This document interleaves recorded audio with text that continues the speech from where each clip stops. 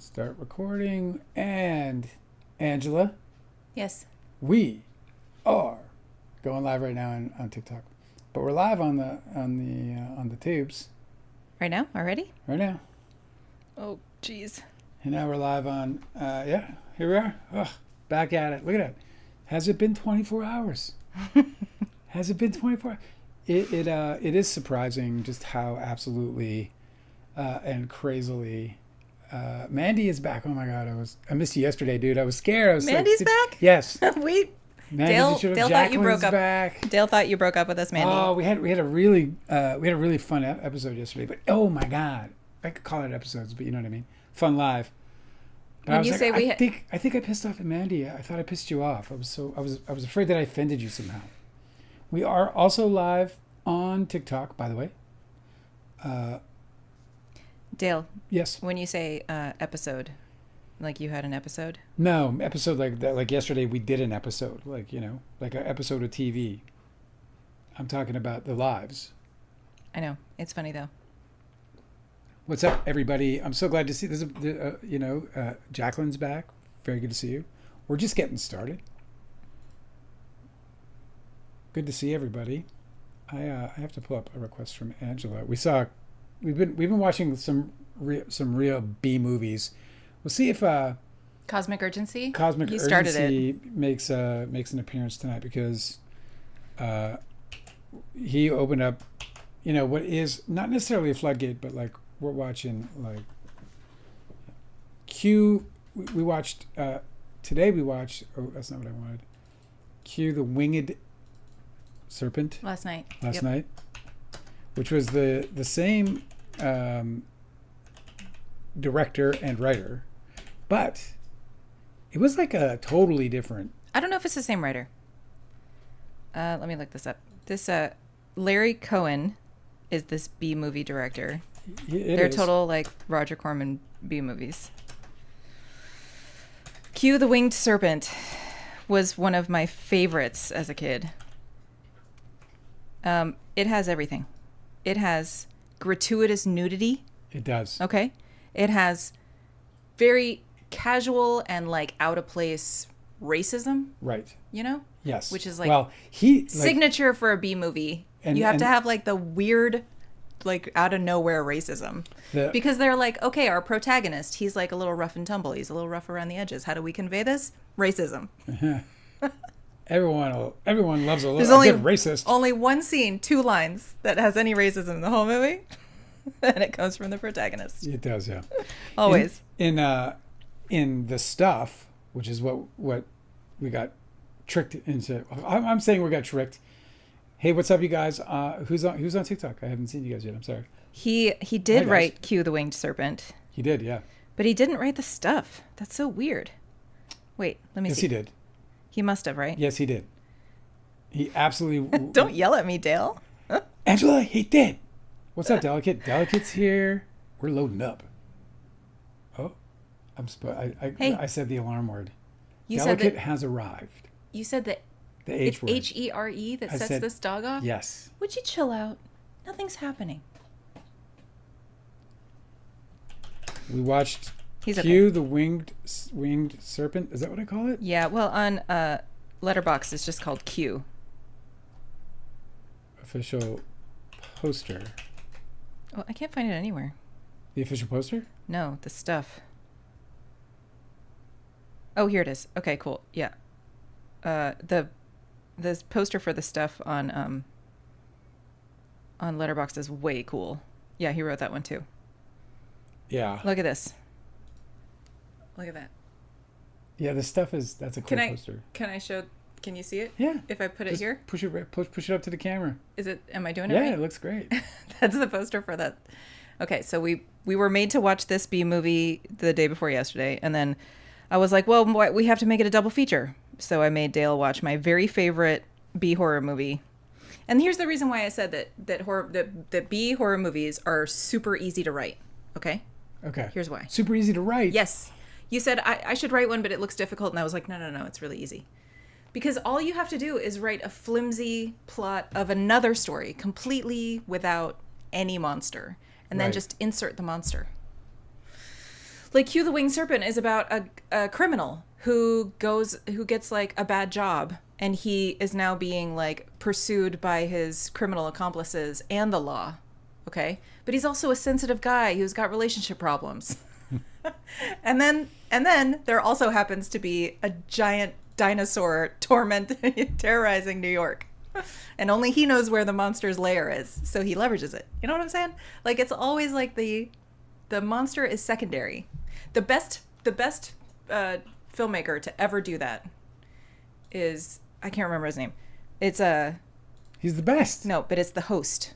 Was the best to ever do it, because that is a heartbreaking family film about a family that is separated, and there's also a monster. I have to recommend this to you guys. Yeah, Bong Joon-ho. I always feel like I'm going to screw up his name. Yeah. Korean filmmakers do it best. The Host. A teenage girl is captured by a giant mutated squid-like creature that appears from the river after toxic waste was dumped in. But the story is about a teenage girl is torn away from her family, and they have to find her. And it's wonderful. Like, I cried in the movie. It's amazing. It's like one of the best monster movies I've ever seen. And this is why it's really easy. All you have to do is just insert monster, and you got yourself a monster movie. Any story. That's it, huh? Mm-hmm. Well, I was going to put the poster up, but I broke something. What'd you break? I have no idea how I broke it, but I broke the display. I don't know what happened, guys. You should play some funeral music. I feel bad about it. I don't feel bad. I don't really know what you're talking about. Well, it's weird. It went black, and I don't know why. We did miss Mandy. Yes, Mandy. Mandy said, "No, I never break up with you guys." Oh, good. Maybe it's because it's got to go down here. Yeah, Dale thought he offended you. I did, yeah. I thought, like, you know. Dale thinks he offends everybody. Sometimes I can get mouthy. I don't know if you know about Dale, but he has this history of, like, being misinterpreted and, like, losing friends.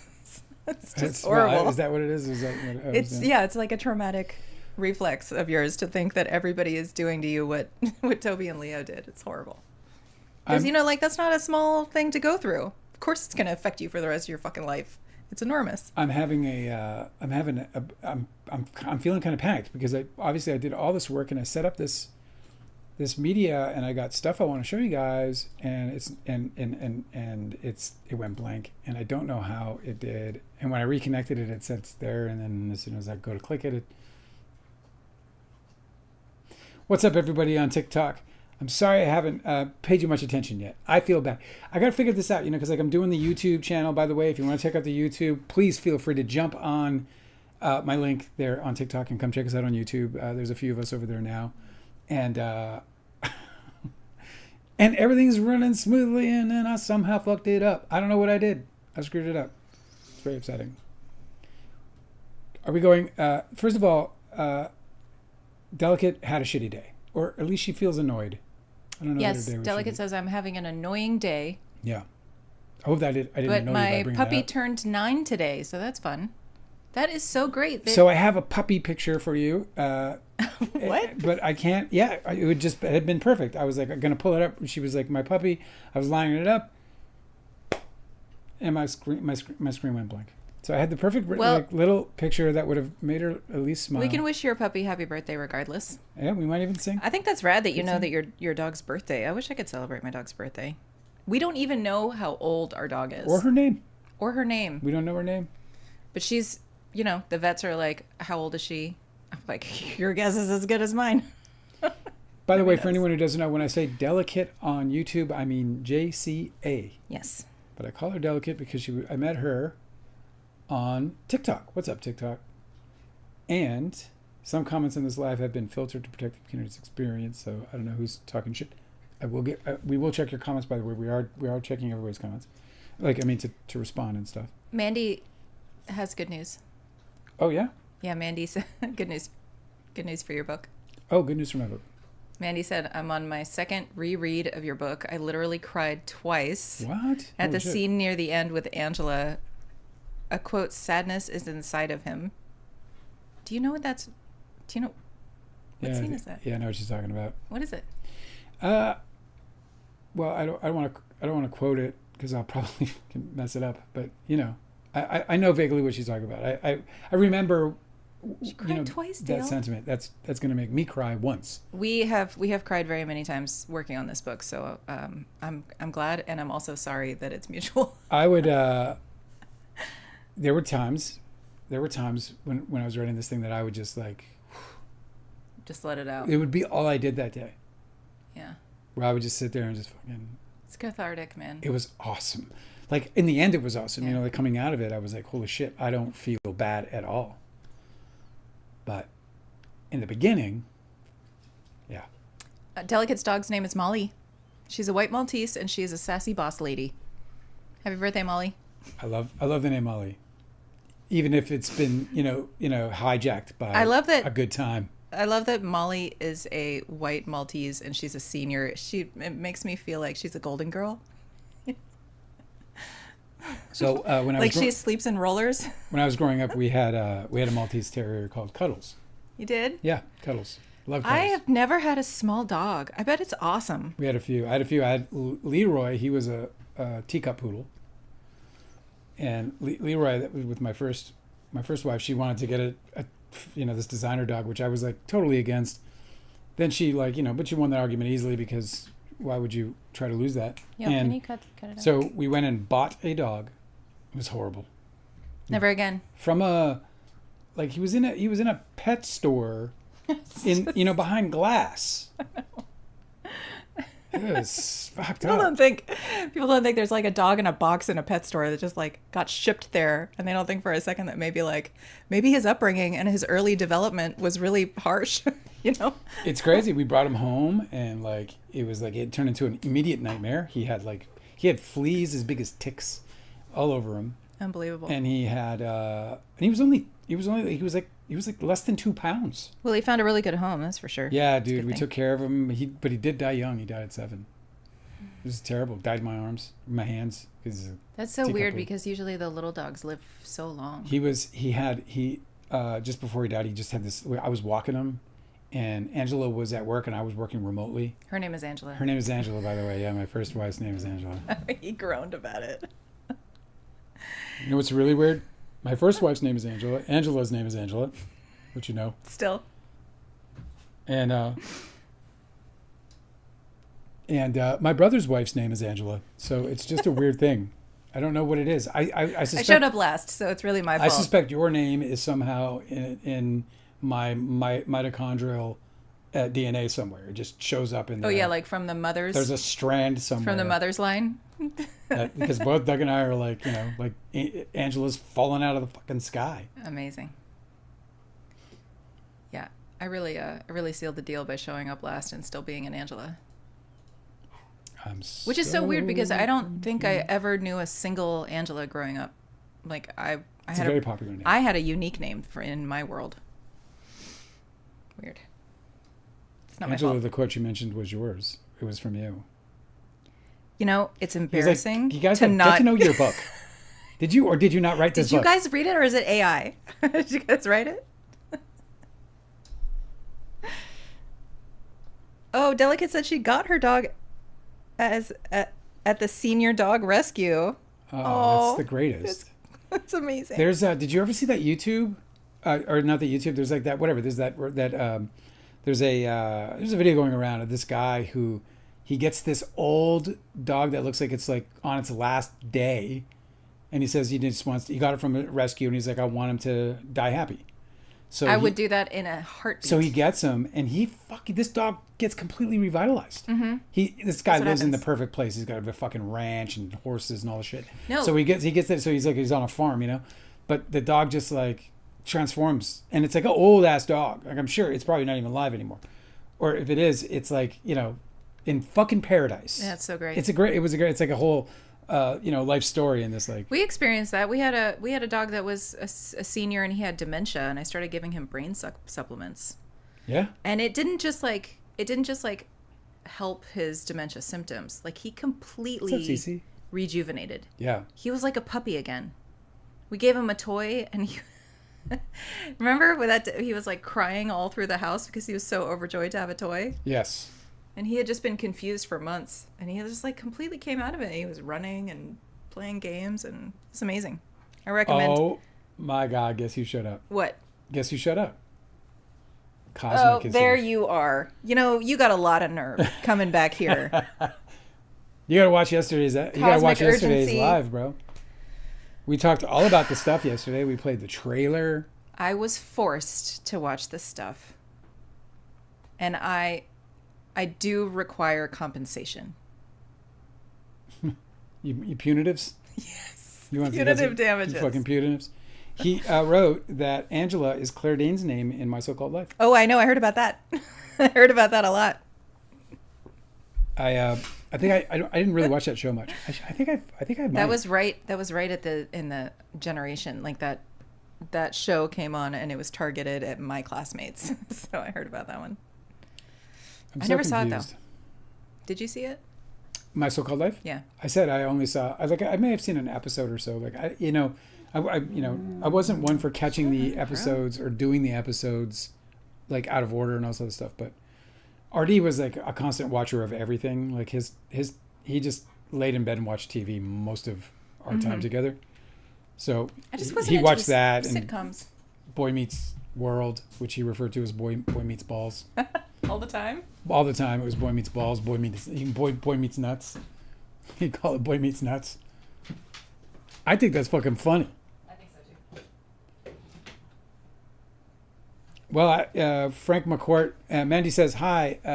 Mandy says in the UK, you don't want to know about Angela's Ashes. Well, both of us read Angela's Ashes. I've read that book twice actually. I love Angela's Ashes. As a matter of fact, and I have to be careful. Angela's Ashes won the Pulitzer. So when I was thinking about writing a book about Don's Plum, it was Angela's Ashes that really got me that kind of gave me a lot of direction on it. Obviously, I can't write as well as Frank McCourt. I really struggled to read it, so I had to listen to the audiobook because I couldn't understand. He writes everything phonetically. He does. And it was just too hard for me to follow. I read it first, and then we did the audiobook together, and it was both of them were fucking delightful. Cosmic Energy said that. Am I misgendering you, or maybe I'm not? But he says he has a crush on RD's character in Brady Bunch movie. He's such an ultra dork in that. It's such a great thing to say. If I would play this scene right now, if my fucking screen wasn't broken, I don't understand don't worry about what the screen. happened. I guess you know what I could do. Oh, I might be able to pull a little scammer. Guilty Angel is asking, what is Angela's Ashes about? It's just it's just like a coming of age novel for a little boy in, is he in Limerick or Dublin? He is in Limerick, I believe. Limerick. So it's just like it's very well created to give you like a real sense of the place and the time, but it's really just about him and his family. Yeah. It's fucking amazing. He won the Pulitzer Prize. Yeah, I recommend the audiobook because it's really amazingly performed. I like them both. I would recommend, whatever your preference is for sure, because they're both good. So that's like it's the good fortune of that is that they pulled off the audiobook really, as well as Frank pulled off the. I never read the sequel. He wrote at least one more book that followed up. He has 3. They're about different phases of his life, and it's so amazing because he ends one and it's the beginning of the next one. But he didn't write them anywhere near each other. Do you know what's so super cool is that he was a school teacher. Frank McCourt. Frank McCourt was a school teacher, and he didn't know.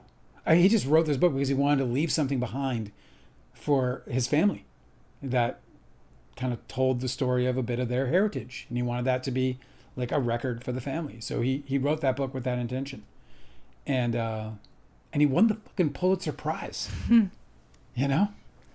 It's just like, and it's interesting because we talk sometimes about, how we tap into the ether and then from that ether we pull down this art. But this is a memoir.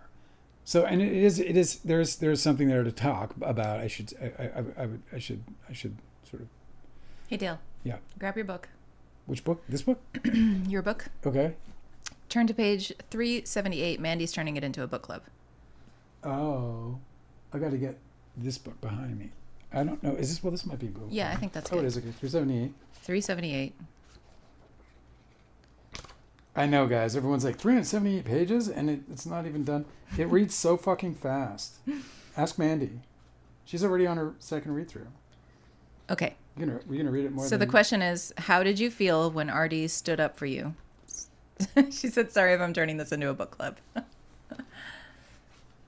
Which, on 378? Mm-hmm. Let me see what it says. Oh, I don't have any eye mechanism. Let's see what I can do here. Artie shifted down into second gear. I gripped my handle as he rounded a tight bend on Laurel Canyon Boulevard. How crazy is it that we have 2 stars in Don's Plum? How crazy is it that we have 2 stars in Don's Plum all of a sudden? Artie nodded. Yeah, it's fucking crazy. I talked to Jenny, by the way. Everything. Well, what about this? This is kind of funny. I love this little moment. He stood up for me where? Artie stood up for you. When? I want him to. I'm looking for it. Where is it here in the book? He stood up for me in some ways, I guess. Yeah, he has. In the book, I can't remember where specifically I might have talked about, or like, whatever. What's the word I'm looking for? I might have intimated that he, stood up for me or whatever. But Artie Robb, he wanted to.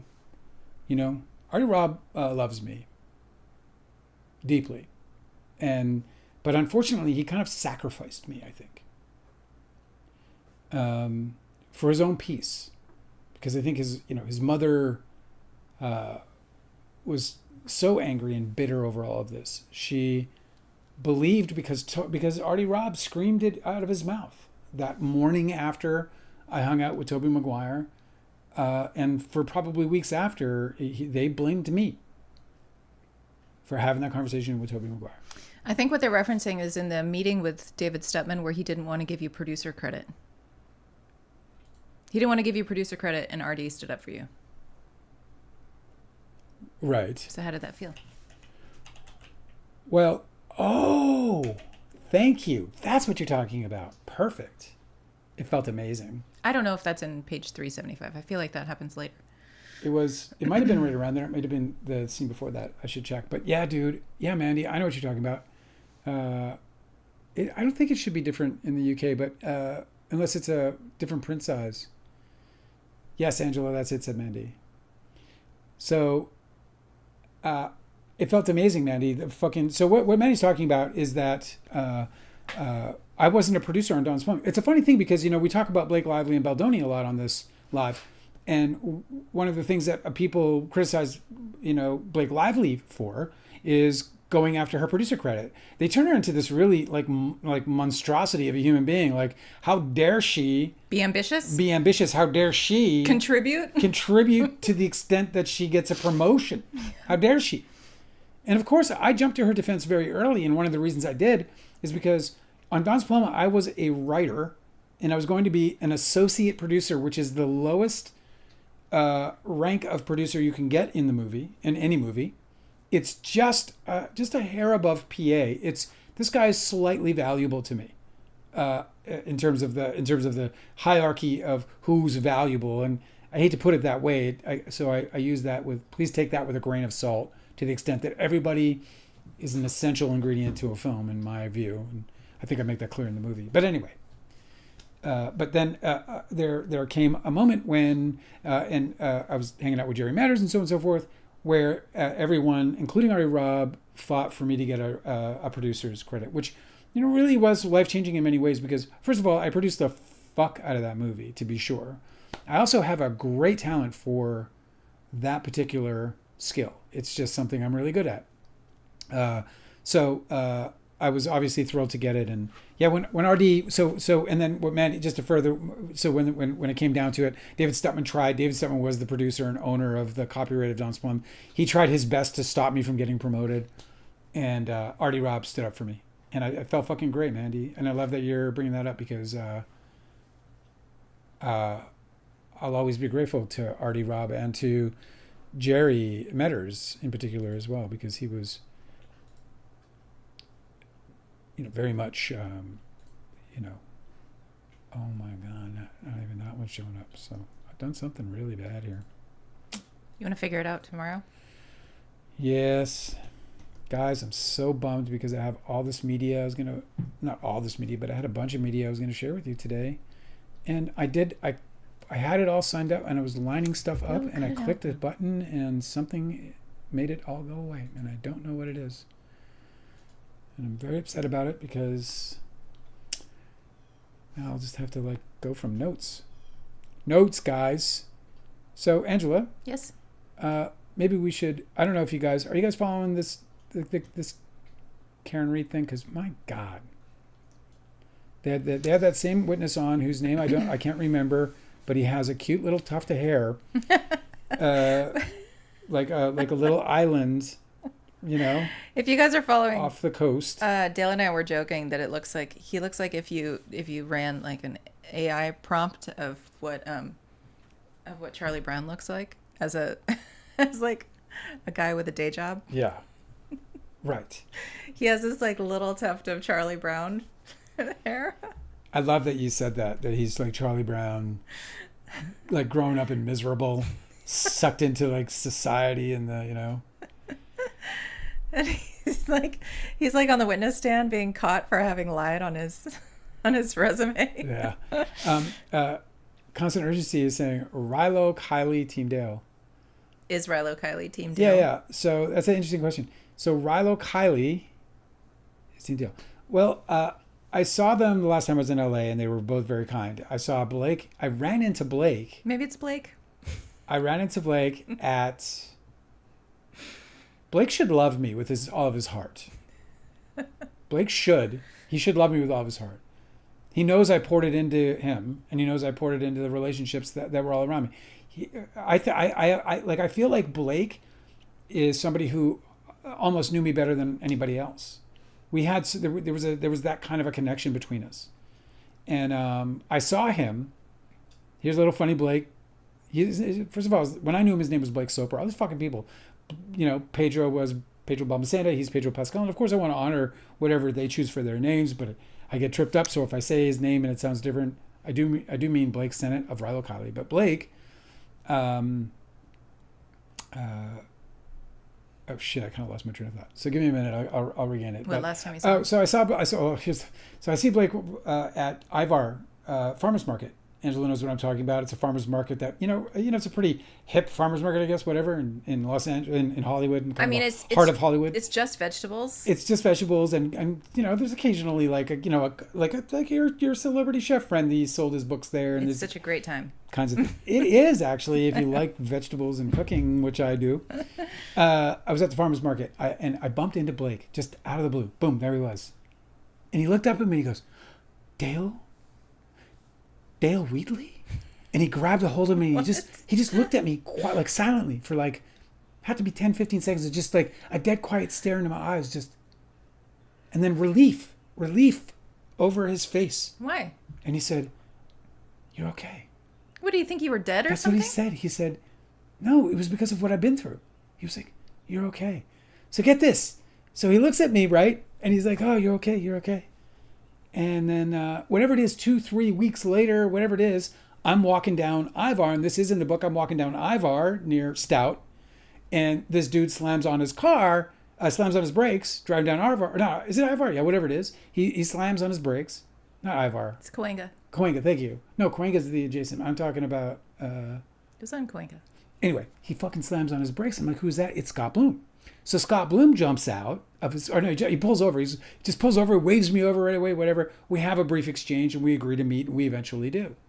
When we meet, he tells me, well, actually, no, when he pulled over, he was in he had a little laugh, and I was like, what's so funny? And he said, well, I ran into Blake, and he said you were over 250 pounds and depressed. He's just made it up. Completely. So no, but the worst part about it was that he was making a joke about my trauma. 100%. Blake was making a fucking joke about my trauma. He was like, "Oh yeah, Dale what's funnier? ate himself." It was funny. Like I laughed. I like straight up guffawed. But fuck, man. What? He's making fun of my pain, my trauma, man. It was a comedy to him. I got notes, but and then actually a friend of mine Brian Klugman, he directed the movie called The Words with Bradley Cooper, who is his good close friend. He had a screening. Brian Klugman and his writing partner Jason, they had a screening, and I attended it, and I ran into Jenny Lewis there, and we were quite cordial. We a brief embrace, and very good to see you kind of thing. Yeah, I think they're I don't know if they're Team Dale, but I don't think they're anti-Dale. And I think if they read Too Real, Blake pulls out his balls in the book. He does. Blake pulls out his balls in his book. He's probably not like, I don't think he had kids, so I don't think he's like, fuck Dale. I got kids, man. What are they going to think of me? But he can't be mad at me for that, because he's the one who pulled out his balls, and it was a public situation. It wasn't like, hey, come over here in this private setting and let me show you my balls. Yeah, totally. He just pulled the damn things out in the middle of a conversation, and nobody until we all caught on. We didn't even know what was happening until I saw them moving, and then I was like, what the fuck is that? Oh my god, his balls are hanging out of his zipper. He called it hanging brain. It's all in the book. So I'm so grateful that I didn't grow up like a dude with a bunch of dudes, because I don't know how I would have reacted.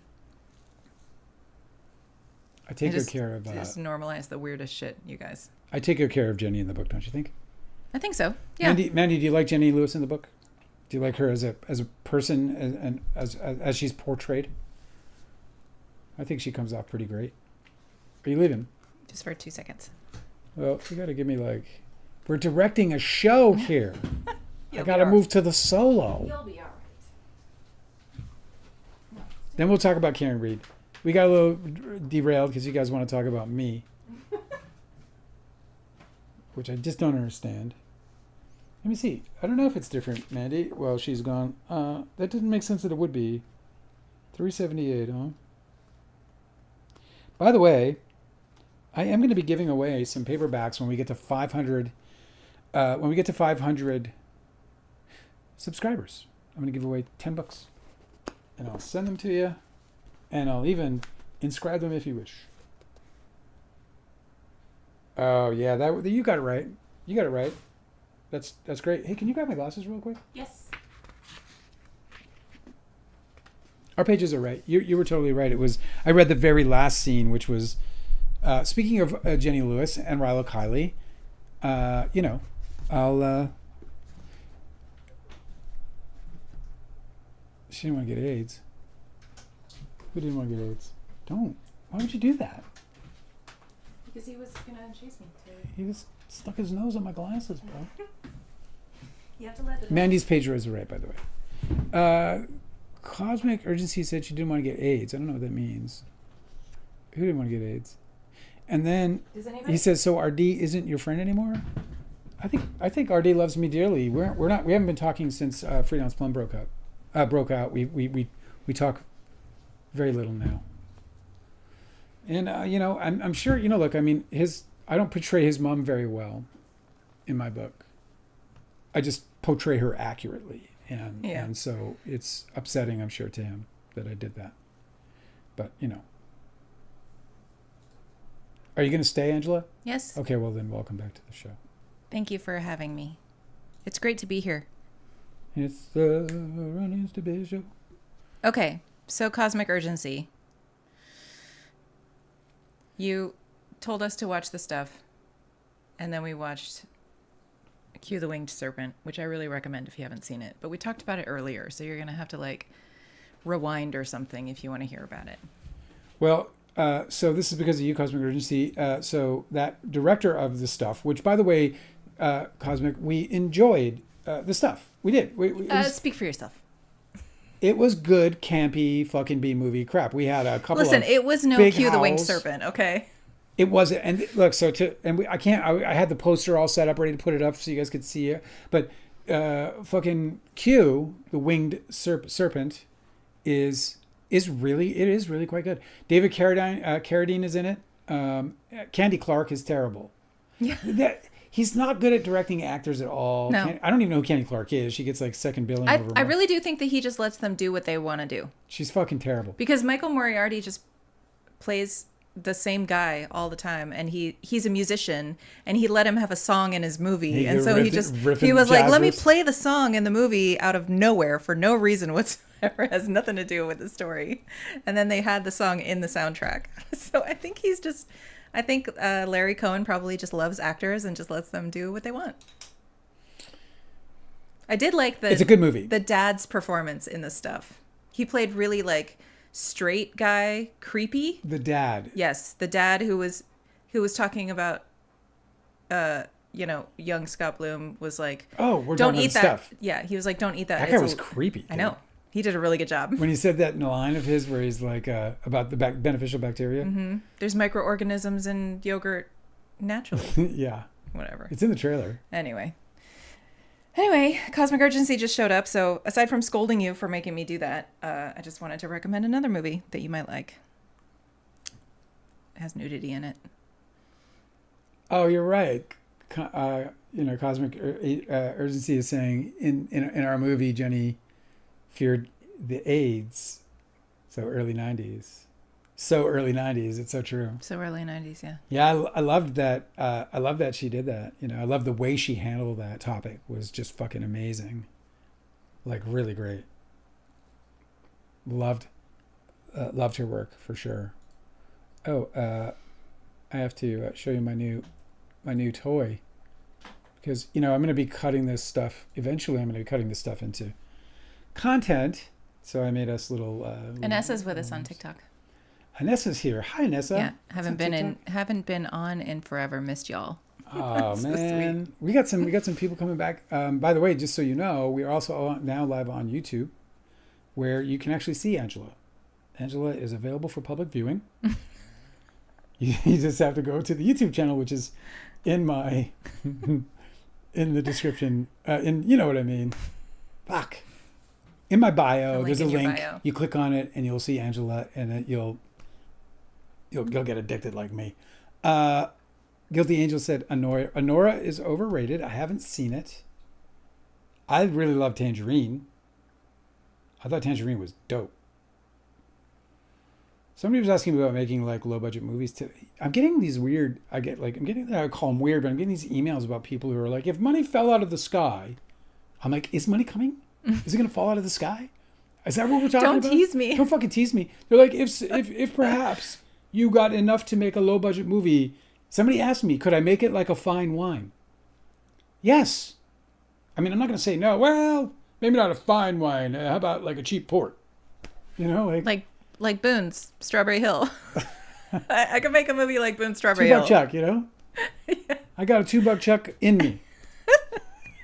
I have a whole $2 Chuck and a sequel. And a sequel. $2 Chuck. $2 Chuck too. I got like a $2 Chuck cab and a $2 Chuck rosé, all in me. They don't make rosé, do they? Oh, I think they make a Zinfandel though. Hey, don't knock it, man. $2 Chuck is good enough to cook with as anything else. Did you know that? Yeah. Cosmic Urgency said Honora's okay. Tangerine and the Florida Project are great. Yeah, I didn't see the Florida Project. I know we missed that one. Yeah, we should check that out. Stefan's here. Said the show looks better every damn time I see it. Yep. What do you think about that, Dale? Working on it every single day. Yeah. Okay. Dude, wait till we get the band. Wait till the band. Fuck, man. Wait till we get the band. We're going to have a band. I'm going to do a monologue. We're putting the parquet floor down right now. They don't know it's mariachi. It's just the parquet square. I'm just going to stand there, put my one hand in one pocket, They don't know it's going to be like Mexican polka. Mexican polka. You say a band, everyone's thinking something cool. Dude, you're tempting me right now to get me a fucking straight up mariachi fucking situation. The whole horn section? I'll make you famous, I'll tell them. We have like 9 viewers, but you'll wait. You'll see. We'll get to 20. Imagine that in this small room. It would be so loud. Okay, let's talk about these stupid trials. Which one? first Karen Reed, and then I have updates for Blake Lively and Justin Baldoni trial. I got my. Okay, we're going Karen Reed. How did that happen? What happened? Forget your graphics, bro. I'm not. I won't. Karen Reed trial. Here we go. Today was not the day to replay if you missed it. It was really, really fucking boring. The Karen Reed trial? Yes. Well, before you say it was boring, I will say this. What's my favorite attorney's name? Alessi. Alessi. Yes. So Alessi. We should learn his first name. Mr. Alessi. Esquire. He didn't have as good a day today. And I'll tell you one thing that I thought he kind of fell on his face on today was he was trying to make this big deal. And there was a deal to be made, but he tried to make it too big of a deal. He got big courtroom drama with his tones and stuff like this. And people have been critical of him for that. I personally have really enjoyed that until today, where I thought he fell short and kind of fell on his face. He says, right? He says to the guy, he sets him up to confirm or whatever, to affirm that exact time is really important. Yeah. So here's right. So it's just about him. Like, he's got to get the exact time. And so what happened was he forgot that it was that after midnight. Who forgot, Alessi or the witness? The witness forgot that after midnight it turned to January 30th instead of January 29th. So he called it January 29th on the report. Right. And it's a really big distinction, because it's stupid, because these people, Karen Reed and her boyfriend John O'Keefe, they go out every night. So you can imagine that he's got the data if he has the data for the 29th, but he's actually looking at the morning of the 30th. Hey, cut that out. You're not leaving. We're stuck here. You're a prisoner in this room. He's trying to get out the door. I have had it with this dog. He has walked. He has been fed. He has been given calming treats even. Right, he's good. He's done. Now let's keep going. He loves to hang out with us until he's in here and he wants to. Don't let him steal our life. Okay. So here's the... Thank you for the likes on YouTube. You guys are awesome. I appreciate you so much. Here is his... I'm sorry, on TikTok. I was talking to TikTok. I love you guys too. I love all you guys. You guys are so great. Double barrels. Everybody left on YouTube.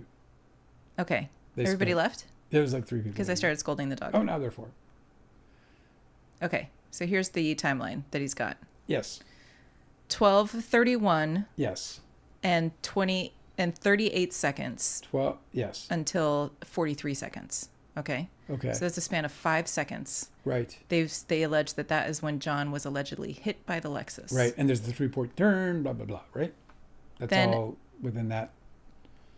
I don't know how I can do this if it's not on your screen. Within that same minute, the Apple Health data starts recording steps. Right. It's like, how is it recording steps after he's been struck? And apparently he's on the ground where he was struck. Well, especially that many. I don't understand. Because then you would think there would be some kind of evidence to show that beyond just this data. Okay, so according to the Commonwealth experts, they want us to... It's a lot of, it's like 84 feet. And it's only 50. They said he was climbing stairs. It's only 50 some odd to the door. Somebody said that they tried to trick their iPhone watch their Apple Watch to record stairs when it wasn't recording stairs. They tossed it in the air and they tried to do all these other stunts, and they were like, you can't trick it. It knows what's up. So according to the Commonwealth experts, they want us to believe that, number one, John O'Keefe was hit by Karen's Lexus, lost a shoe, lost his hat, shattered her taillight into 47 pieces. Okay? Yep. And then John starts taking steps while taking his phone out of his pocket. Okay? Yeah. Then John unlocks his phone with Face ID and reads a text message from Jen McCabe saying, "Pull behind me," while he's still walking. Then John manually locks his phone while still walking. And then John falls to the ground, sustaining massive brain injuries that immediately incapacitated him. According to the coroner. And then somehow John puts his phone under his body, or falls on top of it. Or falls on top of it. Here's the thing. This is why I struggle with this sequence of events so much. Okay.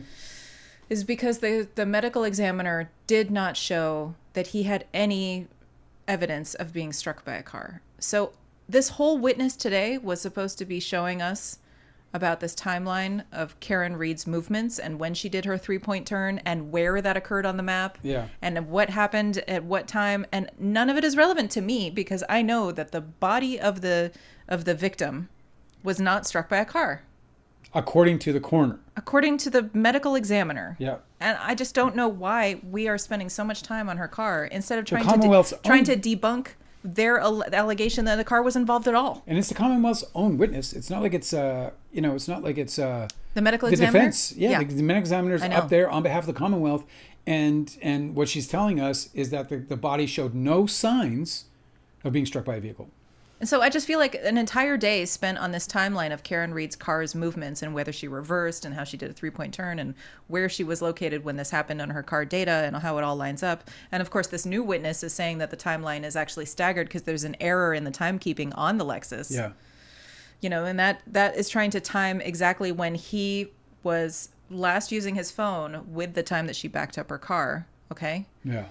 It does not seem out of the realm of possibility that at the same time that Karen was backing up her car to leave, he was fighting for his life inside the house. Yes. Because Karen Reed last saw him walking into that house. I'm convinced. I don't even, I just believe that 100% because I believe that the evidence points to that all the way. How bonkers is it that she said that the last person to see him, allegedly, was Karen Reed. And she said, I saw him walking into that house. And literally no investigator is trying to find out. Well, she didn't say that. She said she saw him poking his head. That he approached the door and that he was... And she saw him lean in or something. You know what I'm saying? And then when she looked away. And then she looked at her phone. And he was gone. So the assumption, obviously, is that he went into the house. No investigator is going to check inside that house to see if there's any evidence of this kind of head wound? I can't believe it. I cannot believe it. So I'm just saying, like, all this car evidence is just a waste of time for me and the jury, and I just don't... You're never going to find justice for John O'Keefe if he wasn't even harmed this way. They didn't even bother to investigate the last place he was seen. How insane is that in any investigation, in any like potential murder case, And it was his destination too. They don't know how it happened. They don't have It's not even that. It was his destination. Yes. It was where he was going. Yes, he was expected to be there. Well, he was intending to be there. Yes. Whether he was expected or not could be is up for debate. But he was invited there. He was invited there by people who were not investigated. By people who were not investigated. He's fucking dead on somebody's lawn, and he's being investigated by people who are, and he died, and they're not being investigated. But somehow I'm supposed to care about her stupid taillight? She didn't hit him. The medical examiner said so.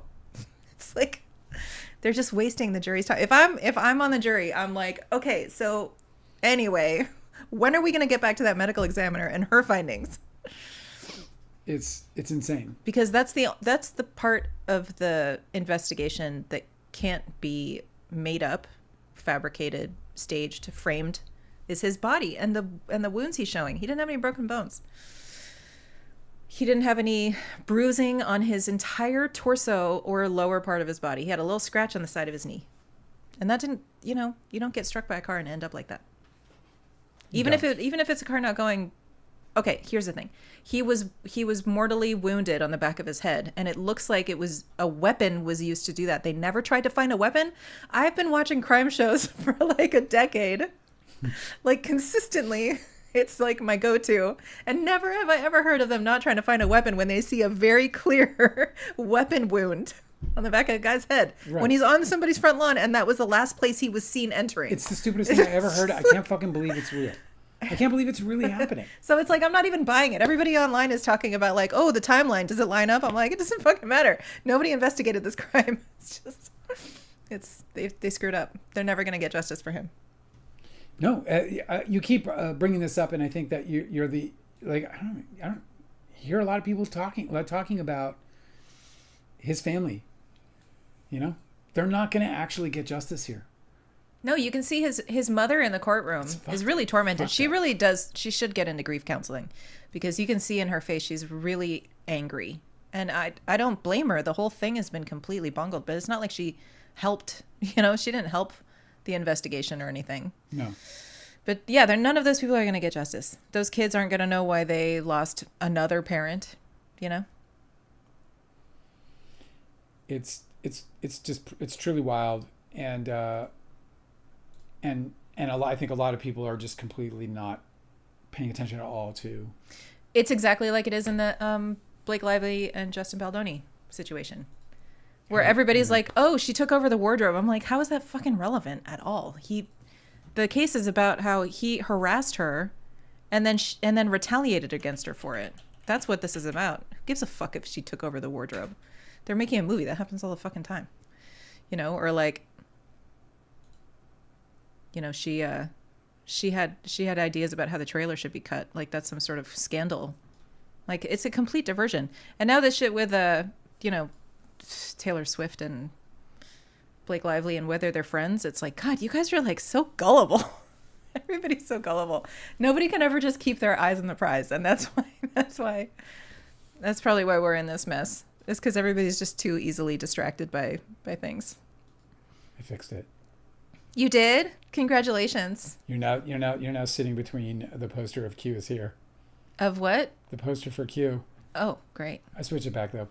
Okay, yeah, man, that's fucking. It's just absolutely wild and crazy, and I feel so bad for the family. But I look over at Karen Reed, and then I feel fear for her, for all of us, that we're living in a world today where the evidence is overwhelmingly proving her isn't her questioning or casting doubt upon her guilt. Let's escape any, you know, potential bias here, and let's put it into like the kinds of words that matter when you're dealing with a fucking trial, right? Mm-hmm. Which is that there's doubt cast on her guilt. Yeah, there just is, and so much so that you would think most DAs wouldn't bring the case. You have when you have the medical examiner saying that there is no, and they objected to this testimony. Oh, the prosecutors objected to the testimony of their own witness, the medical examiner. It was crazy, and and that of course that testimony was that she found no injuries consistent with being with impacted by a moving motor vehicle. And, you know, my guess is she's seen a few, you know, as the medical examiner for that county. She said the wound on the back of his head was a blunt impact injury. Yeah. And she said he died of hypothermia, which was wild. Yeah, she said that was a secondary cause of death. But as a secondary cause, that means that if the theory around the idea that he was killed in the house, or not killed in the house, but mortally injured in the house, and then tossed on the lawn to die, you know. Which, by the way, that's why Jennifer McCabe, to me, that's why her stuff is now weighs on me. And this is the whole point of like creating doubt, because it doesn't matter. You know what I mean. Like, it doesn't matter if it's fucking true or not. What matters is that like now it's like, well, is it true? Now questions come into place. So I think they're at like day 19. That's where we are right now. I think they're at. I think the prosecutor will be lucky to get a hung jury at this point. Yeah. Even for the manslaughter. Instead of not guilty?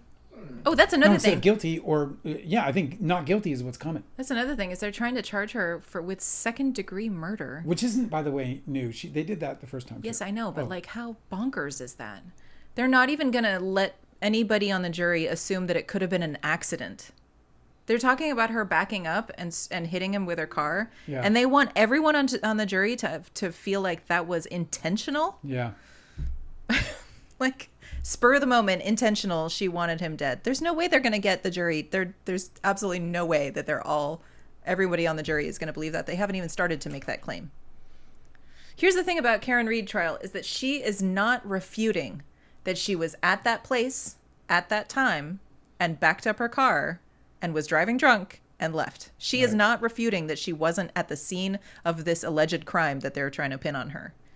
She's not saying that she didn't. No, she in fact even said, on the scene, openly said, "Was it me? Did I hit him?" Like she had the same kind of doubt that any one of us would have in that situation, right? So they want us to believe that this person who continued to text him Where are you? I'm so mad at you. How could you just leave me? Like, he's gone missing. But they want me to think that she intentionally, second degree, intentionally murdered him. Like, first degree is when it's premeditated. Premeditated. Second degree is when it's spur of the malice. moment, I'm going to kill this guy. It's with malice. It's like, you know what? Fuck you, you're going to die today. They're not trying to win this case. There's no way that they, like, that's the wrong charge. There's so much They could have second-degree done, like, murder in vehicular homicide or a negligent homicide or whatever, you know, but not second degree murder. That's just, they're not even trying to show that. At what point are they going to put forward any evidence that says that Karen Reed had an intention, expressed somehow an intention to kill her boyfriend? It's the fucking stupidest thing I think I've ever heard in my life. We'll see. See what happens. Maybe not in my life, but it's up there. Let's see if I can. Yeah, Mandy said, she said, "Did I hit him?" As if she would say that out loud to police if she had caused it. It's like, and they didn't even go in the house. It's like, I don't understand it. No. The medical examiner was like, yeah, it looks a lot like he was hit by a blunt object.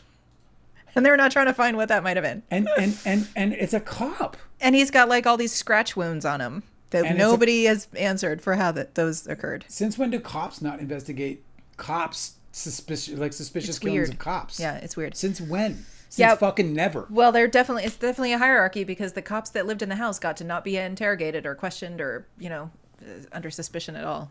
But remember, this is exactly there is a case pending. I don't think that they've gone to trial yet, but unless he takes a plea deal and he just admits guilt. But there was another cop that is being charged with murder, and him and two other cops had covered it up and made it look like a suicide. Yeah. And that's at Canton Police Department. So, you know, it's like a fucking den of vipers or something, I guess. Yeah. Crazy. Don't trust cops, kids. So this witness, by the way, who let's see if I can get Stefan's got a question. Yeah, let's hear it. What do you guys think the most just course of action would be now For Karen Reed? A mistrial. Well, I think that I think she should be found not guilty. Right. I don't think there's a mistrial here. I think she's not guilty. Right. I agree. Unless there's an actual, unless there's something, substantive that happened during the trial at any point through discovery or otherwise. Where she's like, you know what, guys? No, I woke up this morning and I decided to admit it and tell you everything. Yeah, or where there's like, you can just definitely foul play on either side, whatever. But I think that Karen Reed, I think. Oh yeah, if Higgins flips. I think the reason why I think the prosecutor should fucking bloody hope for a hung jury, because I don't think they're going to get it, is that I think that if she's found not guilty, that she might have something. I think she might have a civil lawsuit on her hands, and so that'd be pretty fucking interesting. It'd be interesting if she gets like not guilty, and then ends up getting in some kind of, like, all of a sudden, like 6 months after that, we find out that she's got some 7-figure settlement with the Commonwealth. Or if like she continues to drink and drive and she actually like crashes her car. I can't believe people still drink after they get in that kind of trouble. I'd be straight as a motherfucking arrow. Like when they're in the documentary where she's like, I need a drink. I'm like, you what? Yeah. Look at the mess you need you're a in. what? You need a fucking drink, lady? Look at the mess it got you in. How are you still drinking? Oh my God, you must have stopped, man. No, there's no, what do they call it in recovery? Rock bottom. There's no rock bottom. I was drinking and I would question myself and my capability to be like, well, am I capable? Am I able to drive right now? If I was with a cop, if I was hanging out with a cop and they were like, you're good, let's go. I'm probably gone. I'm probably jumping in, turning the keys, let's go. Sure. If a cop is telling me, yeah, let's go, with a cocktail in his hand, bro, yeah. I'm probably going to, not today. Today, that's not the guy I am. I would never do that today. 25 years ago, it's almost 100% chance that I'm like, yeah, of course. I'm almost like, can I take my cocktail too? Yeah. 25 years ago. And then fast forward, a couple years later, you're on trial for second-degree murder. Exactly. Yeah, no, drinking. Ridiculous. And then drinking is bad enough. Drinking and driving is fucking terrible. Erica's here. Hi, Erica. Good to see you. Do you want to hear from TikTok? Yes, please. Anessa's yes. asking, which place supports you better? Should we watch on TikTok or YouTube? Well, I think you should just go to the experience you want to enjoy the most. So with TikTok, you get to see Angela, and so I can't imagine why you. Also have on YouTube you get to see Angela, which is it really is a better experience. You also have some fun graphics on YouTube sometimes. Yeah, and I got graphics, and I we actually put like, movie trailers and other shit. Like I actually have some stuff I'm going to play tonight because I got it working again. You want to hear more? So really, just whatever experience you want to have, come have it. But I do think you should check out YouTube just because you might find it's more fun. And yeah, I also get banned on fucking TikTok all the time. It's been nice talking freely. Freely, I say whatever the fuck I want. And TikTok, and I mean, we're not pulling the crazy numbers yet, but we're not creating content yet because we're fine tuning this thing. Because by the way, I talked to Portland today, our friend in Portland. Brooke, and it's pretty much a go. We're gonna book the venue for September 13th in Portland. Book your tickets.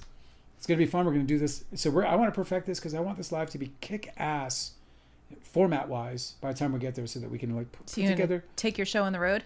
Just so that we can give people an hour and a half, 2 hours at this venue, of a really good time. And also making room for certainly all the things that they want to talk about. But I just want to. Whatever. I really love this fucking medium. I really do. I really feel creative in it. And I don't know what's going to come of it. I have no idea. But I like it. And I'm looking at our lives and when we're talking with, Mandy and Delicate and Young and, whomever's here. We haven't seen Tanner today. I guess he's gone. He broke up with you too. Tanner's gone. He's probably texting Slick. He's like, yeah, fuck those guys. Yeah. We don't need them. Fucking liberals. Okay. Mandy says so much of the news reports are censored in the UK. It's either 7 days ago or content unavailable. So Really? Mandy says I get all my news from TikTok and you guys. Really? That's so crazy. Glad to be of service, Mandy. Yeah, fuck. Claire's reading your book, says very good so far. Claire, reading my book. Oh, hi, Claire. Oh, thank you. I'm so glad. I hope you keep liking it. I know it's rather simple. But, I did try to take you guys on a little walk through the time. To the paradise city where the grass is green and the girls are pretty. George went. George went. George went to the great bar stool in the sky. He has left the building. George went. I didn't know that transitions. I didn't know that George Wendt was in so many movies, but he was in a bunch of Robert Altman movies. He was yes, he was a dude. Yep, doing dude things. Well, he worked a lot. He's no longer. He was a big part of my transition into my coming of age. Cheers was. I watch it every night. I watched every rerun. I most certainly have seen every single Cheers episode at least once. And by at least once, I mean, in all likelihood, I've seen them 2, 3, maybe even 4 times. I'm telling you, it was my show of shows. I watched it incessantly. So, losing Norm is profound in many ways for me.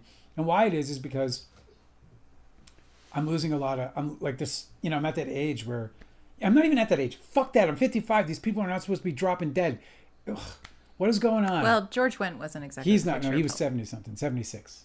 76 though. I mean, that's not old. I mean, it's not young. It's below the national average in Canada, but in America, that's right about there. Fucking George Wendt is dead. He went.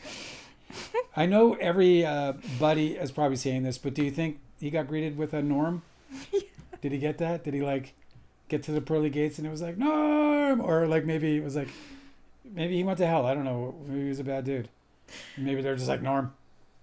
I think it's funny. You're such a Scorpio because you're always talking about death. It's always this thing that it doesn't take any segue. It doesn't take any leap. It's always 1 degree of separation away from whatever topic you're on. Where you're like, I'm 55. These are the any day years. They're the any dayers. Well, 55s aren't the any dares. No. Like Gene Hackman was No, but the an way any you talk dare. about it all the time, it's like top of mind constantly. Death? Yes. It's not for you? Because you're a Scorpio rising. It's not death isn't important to you, or you don't think about death? I do all the time. But I don't talk about it like you do. Wait, George Wendt died. Yes. He went to the big bar stool in the sky. I feel the sadness, don't you? I didn't know him, so I don't know if it's sadness, but I hope that the people that worked with him feel okay about their relationships. It's always tough to see, now the dog is crying. See, Dale, you made the dog cry. All right, listen. I love George Wendt. Sleep well, my friend. Enjoy the fucking ether. Say hi to the universe. And say hi to Kirstie Alley, right? They're hanging out. They're probably at the same. So all right, this one's for this little piece of media is dedicated to Delicate. Delicate, your dog turns 9 today, and this Chihuahua got stung by a hornet. Oh no! Yep. And that's what happened. Look at that poor little dude. Oh, did you hear that? He felt it. This dog is going home tomorrow, and I can't wait. Yeah, me neither. He's not a very good guest, but I can't leave him outside of the room because then he complains even more. So there's the dog that got stung by a hornet. Yo, come here. I had it all lined up for you, and now there it is. I love you. Come over here. I want to pet you. Isn't that sweet? Isn't he a sweet? Like, I really love Chihuahuas. I can't explain it, but I have become a Chihuahua lover myself. You gonna get one? I think so. There's got to be like a Chihuahua rescue, right? They're always at rescues. Because they bite ankles and shit. People are like, man, fuck that dog. I'm going to give it back. What show was that we were watching? Was it it was Brooklyn Nine-Nine? Yeah. Like the other day, and he put a dog in a cart online. Add to cart. Yeah. Did he say like add to cart? Yeah, he was looking at this dog rescue, and he was like, "Oh, that's a good one. Add it to cart." Add to cart. His dog in a cart. It's so fucking funny, bro. Oh. Cosmic Urgency said George Wendt was in the Ghostbusters music video. Oh, he was too. I remember that. God, see, it's so cool that he has like that kind of a body of work that he can be remembered like so diversely. Stefan said Brooklyn. What it really was one thing, you know. Stefan said Brooklyn Nine-Nine is low-key brilliant. Brooklyn Nine-Nine is one of my favorite shows right now. It snuck up on me too. I fucking love it, and it is low-key brilliant. It really is. I love it. It's one of my, it's one of my favorites going. I want to play. Can I play you guys? I wanted to play this video. Are we done talking about the other shit? Are we done with the trials? P. Diddy. We got to talk about Diddy. We haven't talked about Blake Lively's trial. There's some. What do we got? We should do. Oh, there's Tanner. What's up, buddy? Did you guys talk about how they had a voice recording from Prince? Oh, really? They played a voice. I didn't see that. He said they played a Prince recording. Well, in the trial? The prosecutor did.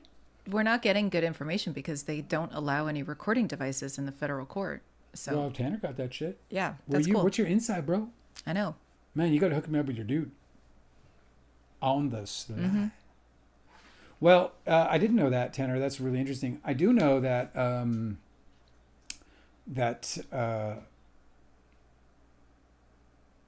somebody, Dawn, is that her name? Dawn? I don't know these artists. I never followed P. Diddy's label. I just didn't. I never fucking liked that guy. I'll tell you what, man. As soon as the guy hit the scene, I was like, bad vibes. I just got bad vibes, like straight away. Who? P. Diddy? Yeah. Yeah, when he was like in the background in all the music videos, and he was like B.I.G.'s like hype man. I was like, what is this guy even doing here? What does he do?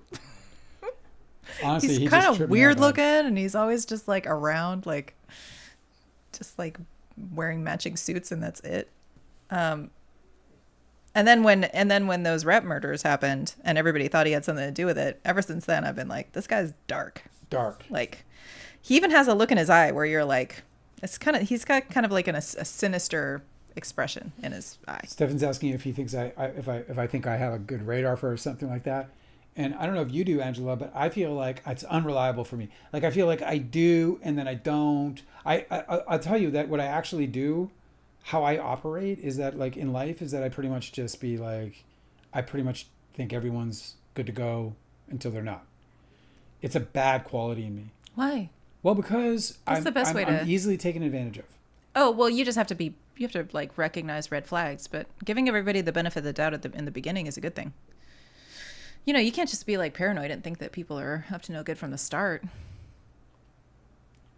Exactly. That's how I feel. But I also, do you ever get a bad vibe? I think beyond that though, I think everybody is great. Everyone is like, has great potential. Like I believe in everybody in sort of as the ideal way I want to, like the way I idealize humanity in my own mind. Do you know what I mean? And so I just project that onto people.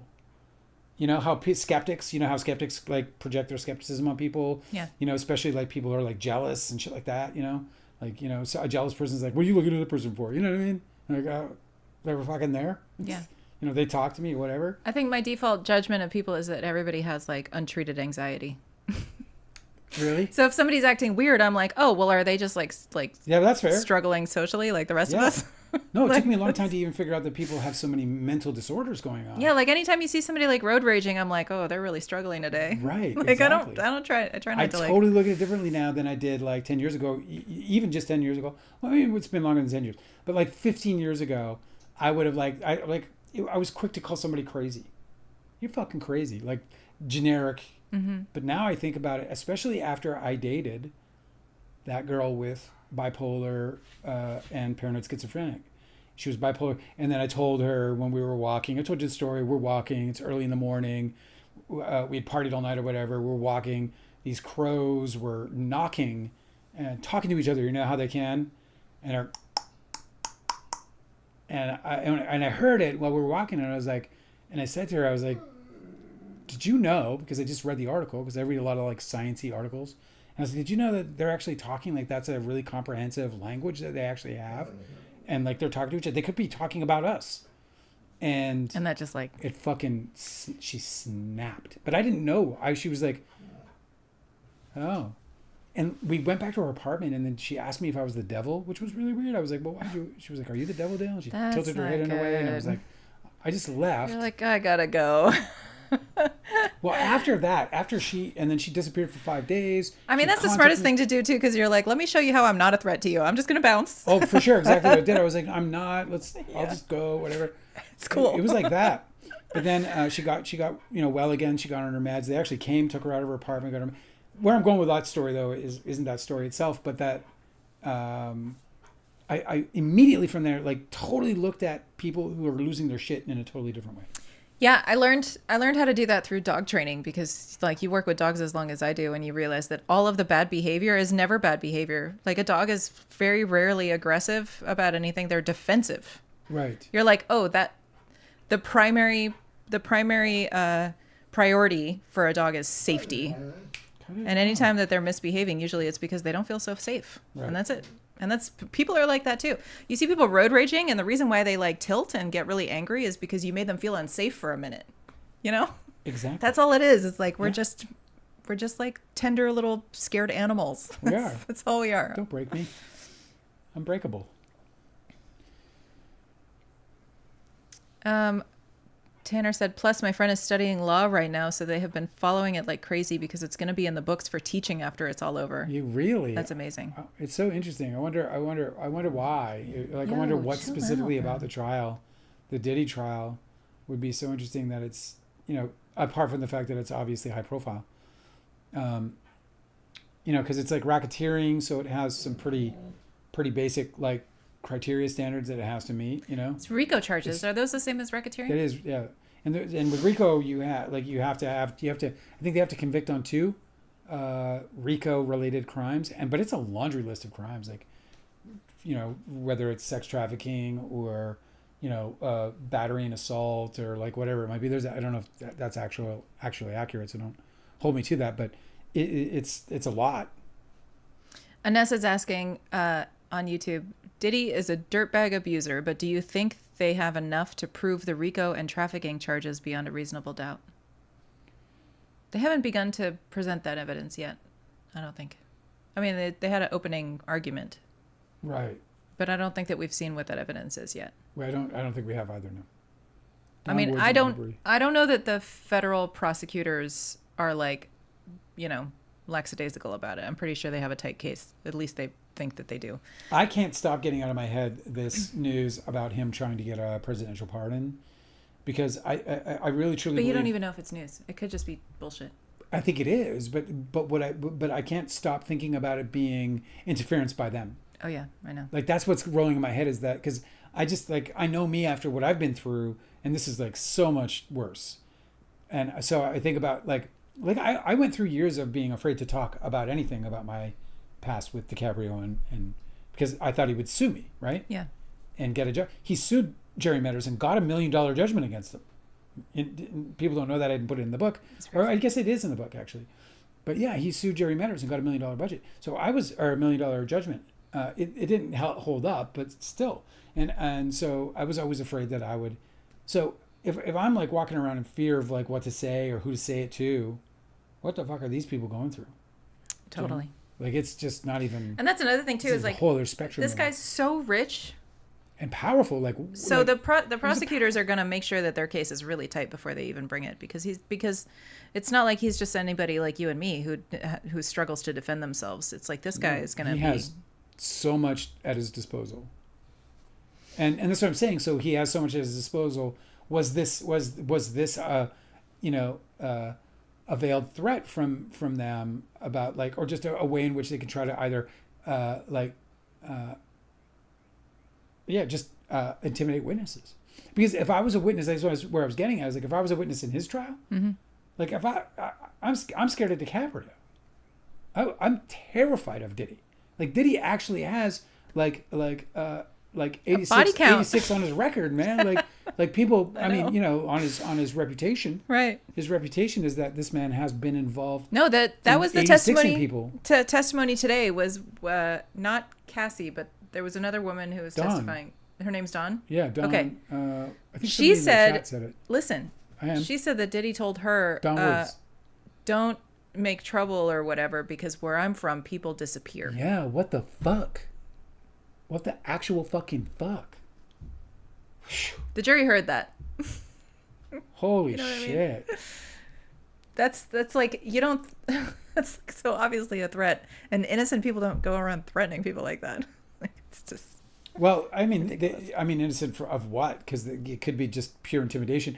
Like, honestly, like I write about how Tobey Maguire said to Jerry Meadors that if he had connections to the mob, he'd have already robbed, killed. Mm-hmm. And that Jerry Meadors said that Toby was serious when he said it to him. Yeah.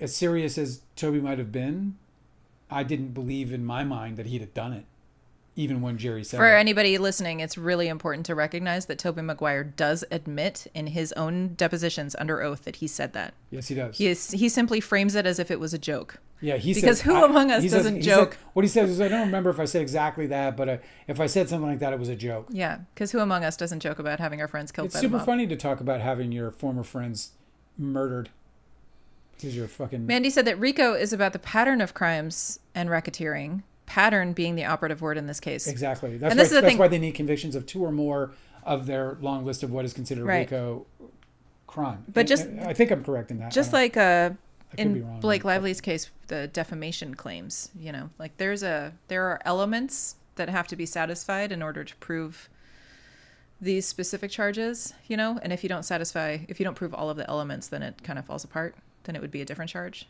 But bringing RICO charges are like a higher level of there's like a higher level of criming. Like it's like there's different, like Mandy's saying how it's a pattern.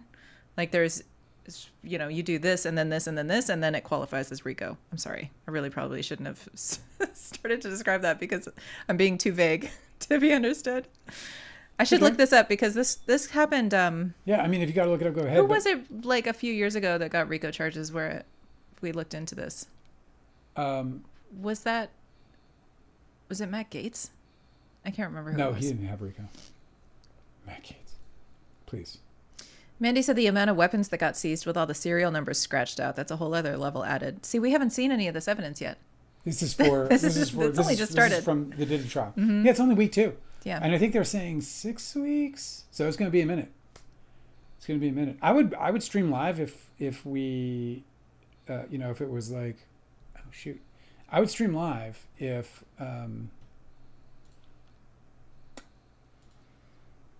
Tanner said R. Kelly's lawyer also thinks he is going to be charged. R. Kelly or the lawyer?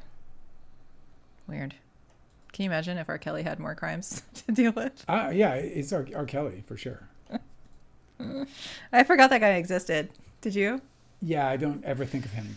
Do you ever think of Danny Masterson? Yes. Sometimes when I'm like doing really awesome shit, like sometimes like if I'm like like cooking something really good, I'm like, I wonder what Danny Masterson's eating tonight. I do that. I was like, I bet you he's got cavities now. Oh no. Because he's like buying fucking sugary shit for his treats. Because I think about Danny Masterson. He's a fucking terrible, horrible human being. And so I revel in the fact that he's living the rest of his life in jail. He's no longer harming people? And he's not being able to harm people. And I like to compare my life to his because he was such a fucking snobby jerk off to me, bro. Like this guy. And you're like, and look at what you did. Yeah. And I'm like, I bet you'd like to be living in my fucking place right now, buddy. That's really funny. You're like, oh, look at how the turntables. Who's living like a fucking... So, yeah, I kind of fucked that guy in a few ways, You know who doesn't have to sleep on a cot? This guy. Hey, guess who's sleeping in a bed with a woman tonight?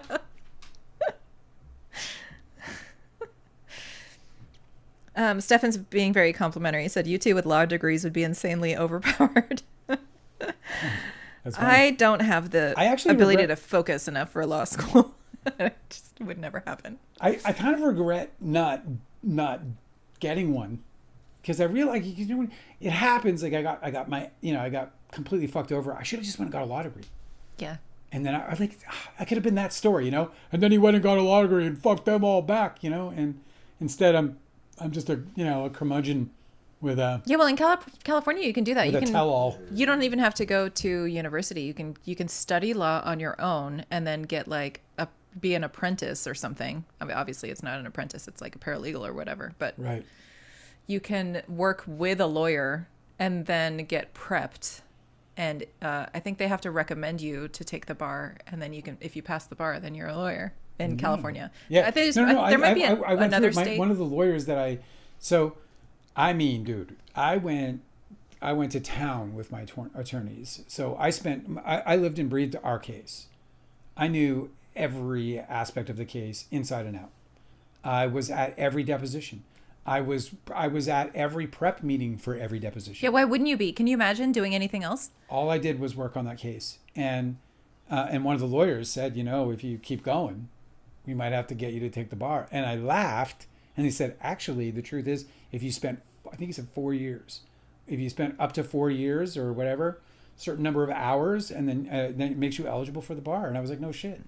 And I was like, it was I should have, the current version of me would have been like, motherfucker, let's get started. Mm-hmm. Like I'll read all the documents, goddammit, if I have to.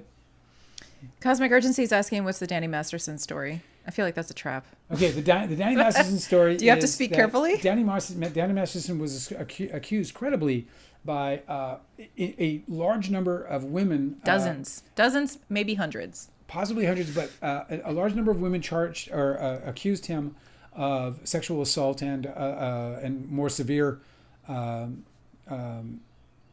actions against them, and 5 or 6 ended up filing charges, and it boiled down to about 3. He was acquitted he wasn't acquitted. He had a hung jury in his first trial in 2023.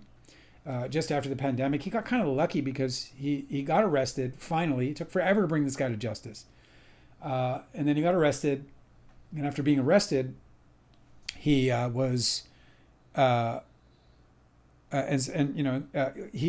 pandemic happened.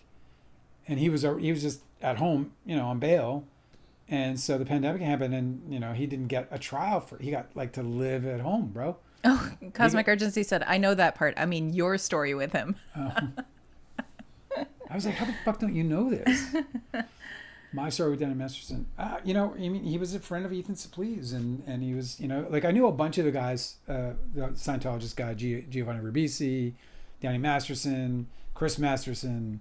What are you groaning obviously about? Ethan Suplee and Michael Rappaport. Or at least he hung with those guys. Is Michael Rappaport a Scientologist? Well, he hung with them. He was a Weird. fucking jerk off to me, bro. Really? Fuck that guy 100 different ways.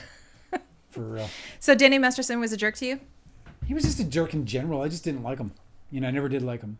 Didn't he talk shit though? He got subpoenaed by your lawyers. Yeah, he talked. We ended up serving him on that '70s show set, which is just a stupid tactic from our attorneys to try and intimidate all of our friend groups into not talking shit about us, because we got word that people were basically bashing our name and essentially ruining our careers and our reputations. And so our lawyers were like, well, we'll just do this and we'll send a fucking message. It was stupid. It didn't send any message at all.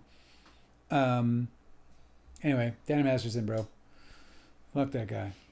What's funny about him is we were leaving to move to Georgia, Angela and I, and I had written an open letter to Leonardo DiCaprio at that point. This is 2014, and I was feeling like emboldened by it. I was like, yeah, I'm not hiding from Leonardo DiCaprio anymore. Yeah, if you were one of those people who mistreated me back then, I don't give a fuck. I'll talk to you too. And we live in the very same neighborhood that Danny Madison lives in, and near his favorite restaurant called La Poubelle. And we were walking past La Poubelle, and there was Danny. And I was like, in my head, I was like, you know what? I'm going to fucking talk to Danny. And so I said, I'm going to introduce you. Come over. So I took Angela, and we walked over, and I introduced her to Danny Masterson. And we talked a little bit about the mansion in which he lived, because that mansion was the very same mansion that we cut Don's Plum in. And as soon as we let go of the mansion, he bought it. He was the very next person. He bought the mansion. And then did crimes in it. And they did crimes in it, man. Now he doesn't own the mansion no more. Stefan wants to know, did you ever consider Scientology? Did they ever make it sound appealing? Never, no. They didn't even try. They didn't even talk about it, right? I did way too many drugs, bro. Like they're like, they don't like drugs. You weren't suitable. They don't like drugs, and they looked in my eyes and they knew I wasn't going anywhere. They're like, like, hey, and I'm like, what? And they're like, oh, you're way too happy with your situation. Like, I was a recreational drug user, meaning like I had a fucking good time. I wasn't taking drugs to escape my demons. I was taking drugs to kick my heels. You know what I'm saying? I was taking drugs to expand my consciousness, for sure. And I mean that very, very truly. Jessica on TikTok said, I asked Tom reviews films on Film Talk. Oh. About Don's Plum, and he said he likes it. Oh, really? Yeah. Tell him to fucking review it. You in with Tom? I screenshotted it in case you want to. I'll reach out to him. Hit him up. Hey, man. Do you like books? I heard you like my movie. Missy likes your shirt. My book is... Oh, thank you. Do you know them? Who, Missy? Yes. Missy, do you know them? Leo Edits is asking... I wept when Gord Downey died. Leo Edits is asking if Cosmic Urgency is Scott Bloom. And I was just... that was my allegation. My allegation is that Cosmic Urgency was either Scott Bloom or... now maybe Blake Soper. No, Senate, whatever. This is his name now. Mandy wants to know, did Toby really snot into his sleeves like a mothered toddler? Let me tell you, it was the worst thing I ever saw in my life. It was the most disgusting, horrible. So horrible. Awful. I'm so glad I found a way to get it in there. He would lift up his fucking white Hanes undershirt, and he would just blow, and then it would come off, and it would just be stained.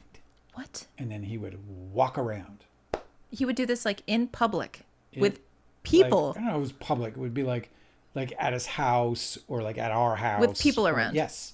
At your house. He would hug people with that shirt on. It was fucking... I don't get it, dude. Was he I have no idea. raised in a traveling zoo? What the fuck? What a weird...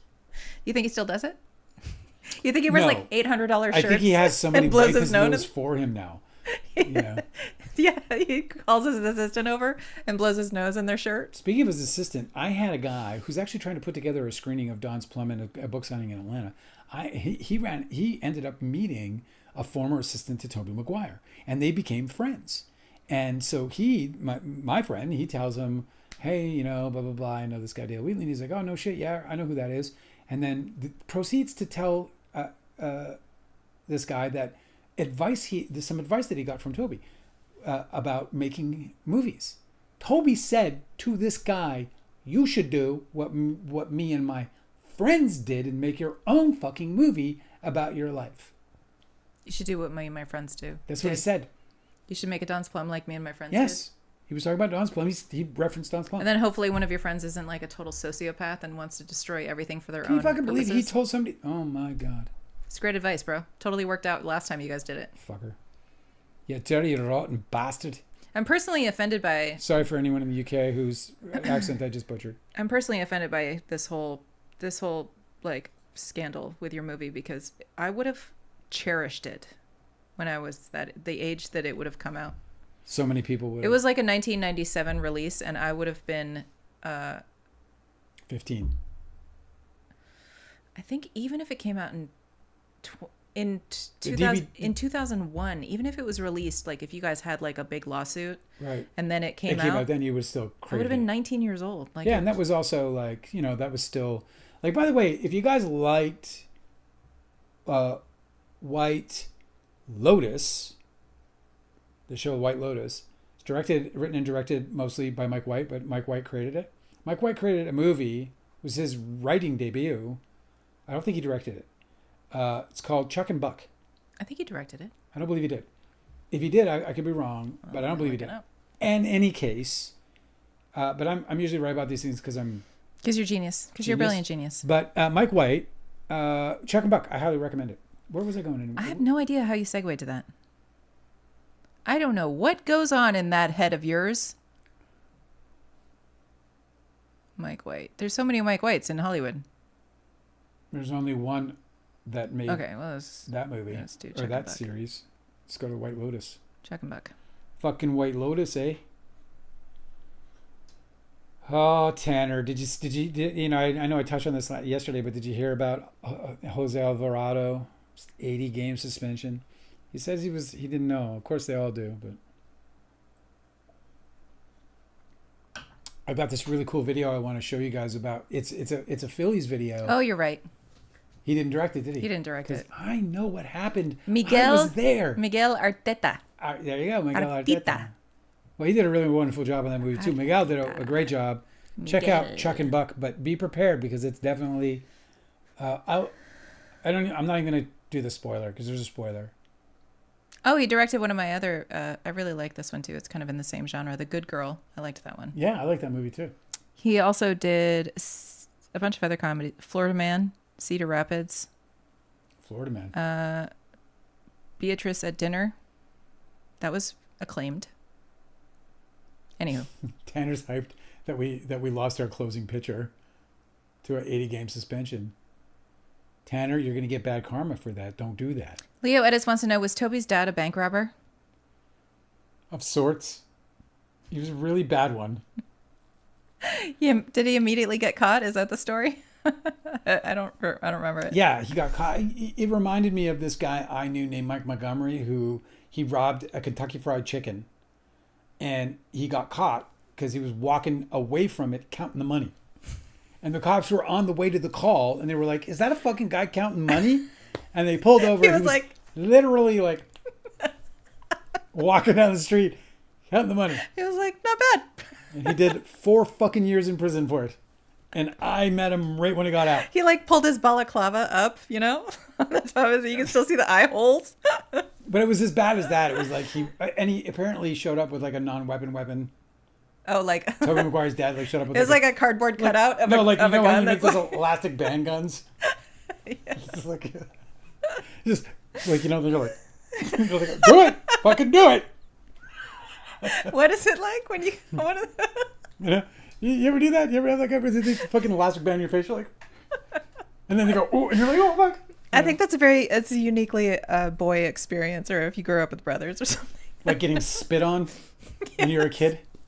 My brother used to hold me down and just spit on me. That was just what he did. Disgusting. He was we had this argument about how he never hit me, and I was like, Doug, you spit on me.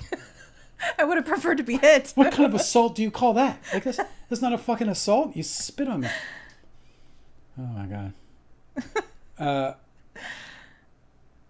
Tanner answered you, said, yes, I'm kind of hyped. I can't fucking believe that, Tanner. Listen to me. I said this, bro. You got to watch the karma here. You know? Because Soto doesn't appear to be happy. There's that. But I understand, you're a Mets fan. You gotta hate, you gotta love what I hate. No, you gotta hate what I love. Tanner said, we already are not sweeping the Yanks this year and losing against the Red Sox too. Yeah, well, I hate the interleague. It's honestly like reading a different language to me. Like, I don't know what any of this is. Hey, listen, I know that I know we slip in a little bit of politics here because it's hard to miss, and I don't like to do it. What are you going to do? Bruce Springsteen, I want to read this. I got to read this to you guys. Bruce Springsteen? Bruce Springsteen said some shit about, like he and Donald Trump, I guess, Donald Trump's calling him washed up and all that stuff. Anyway, he's in the UK right now. I'm sorry, but Donald Trump is like fighting online with Bruce Springsteen. Why is he a teenage girl? I don't understand why he is such a part of sassy diva all the time. Like, you know why? What? Because I really think that elite rich people have a difficult time growing up. Not all of them, obviously. This isn't a generalized statement. I'm just saying that I've met a lot of rich people, a lot of very rich people, and they have a lack of maturity. This guy especially, though, his whole personality is development. Is like maybe it's not maturity, but like teenage mean girl. It's so weird. I guess there's some character that comes out. I don't care what he says. Do you know the thing that Donald Trump does all the time? Because he knows how to do it, because this is a very, very skilled manipulation that works really well for him, is he plays the distraction game. He will always do some like weird pop culture bonkers behavior of course. And He's shit. great at that. But I don't want to go down that if I may. What else is he doing that we're not talking about? It's always my question when it comes to this guy. I want to just read this to you because I thought that this was so amazing. And, it's like so Bruce Springsteen, he's playing somewhere in the UK. I'm not just exactly sure. Go see him. But this is what he said, and I really loved what he said because to me, it helps to define a lot of the way I feel. In not just about somebody or something, but about America. About the heartland. About America. Well, look, I mean, America's a fucked up place right now. But let me read this. He said, this is not what he wrote. This is what he said. Things are happening right now that are altering the very nature of our country's democracy, and they're too important to ignore. In my home, they're persecuting people for the right, for their right to free speech and voicing their dissent. That's happening now, Springsteen said. In America, the richest men are taking satisfaction in abandoning the world's poorest children to sickness and death. That's happening now. In my country, they're taking sadistic pleasure in the pain they inflict on loyal American workers. They are removing residents off of American streets without due process of law and deploying them to foreign detention centers as prisoners. That's happening now. I get emotional because I just think he's the way he does that is so perfect. This is so perfect. The majority of our elected representatives have utterly failed to protect the American people from the abuses of an unfit president and a rogue government, Springsteen said as the crowd applauded and yelled in support. They have no concern or idea for what it means to be deeply American. Was this a concert? Yeah, he's at a concert. It was like a 3-minute. I get a little emotional because all of Americans and people who love America are grouped into what is now this catastrophe that we see, and it is all of ours to bear. It really is. Like all of this problem, all of this trouble we have is all of ours to bear.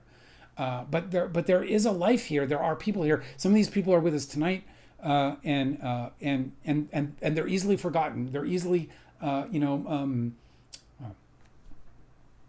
so I get emotional about it because it's like, it's a mess. And he did such a great job. So I'm going to finish this and I'm not going to cry. He said, he goes on to say, whew. He said, as they have no concern or idea of what it means to be deeply American. The America I've sung to you about for 50 years is real. And regardless of its many faults. I don't know what's happening. I'm so sorry. You're so patriotic, Dale. Well, it's not so much that I'm patriotic as that I really feel for the people who are for the Americans I love. Like I love this country, you know. I've been here 30 years and I love this country. So, and I love Canada, you know.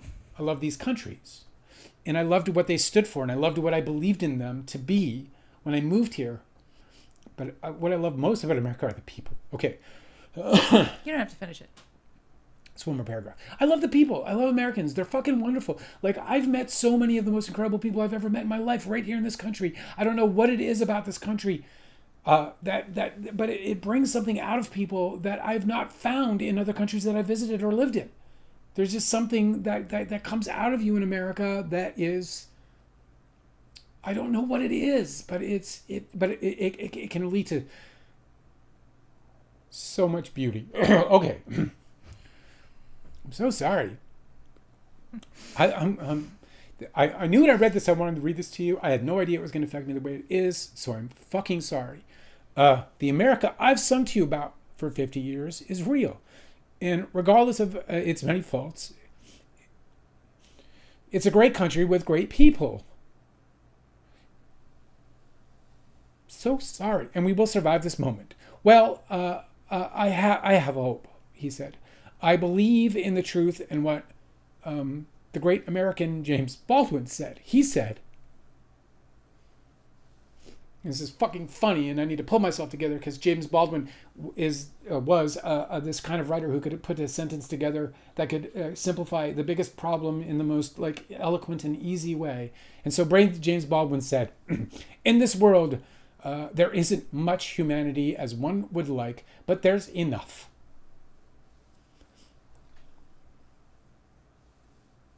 Like,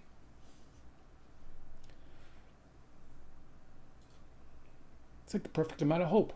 Mm-hmm. Sorry, guys. I didn't expect that. I wouldn't have read it if I knew that was going to happen. I'm so sorry. Well, don't apologize. It's like I don't want to make you guys feel uncomfortable. We're supposed to be having a good time here. We're dropping viewers, you know. I'm sorry. Anyway, what a perfect amount of hope, and delivered by like the great James Baldwin through the lips of, you know, one of the greatest musical patriots of all time. I wonder whether American Springsteen history. sees all this going on and he's like, damn it, if I didn't record that Born in the USA album, now I gotta say something.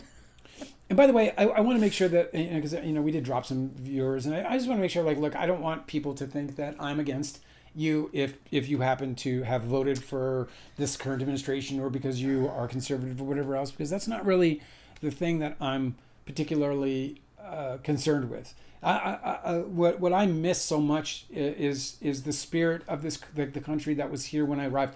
When I got here, America was this fucking. It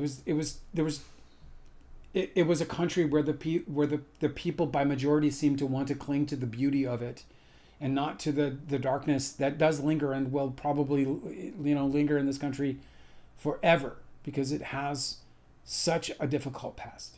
You know, it as a country had to somehow like come out of a dark age that was really a way of life that stretched all the way back to ancient Egyptian times. You know, there was a whole mentality shift where we moved out of slavery, where we moved out of these things that were... Anyway, that's not what we do on this live. I'm so sorry. I'm fucking sorry. Let's talk about Diddy. He's such a bad guy. You've got some really great support in the chat. How are you reading these? I haven't read anything, no. I'm trying to... Stefan said, I wasn't expecting to be genuinely moved tonight, but here we are.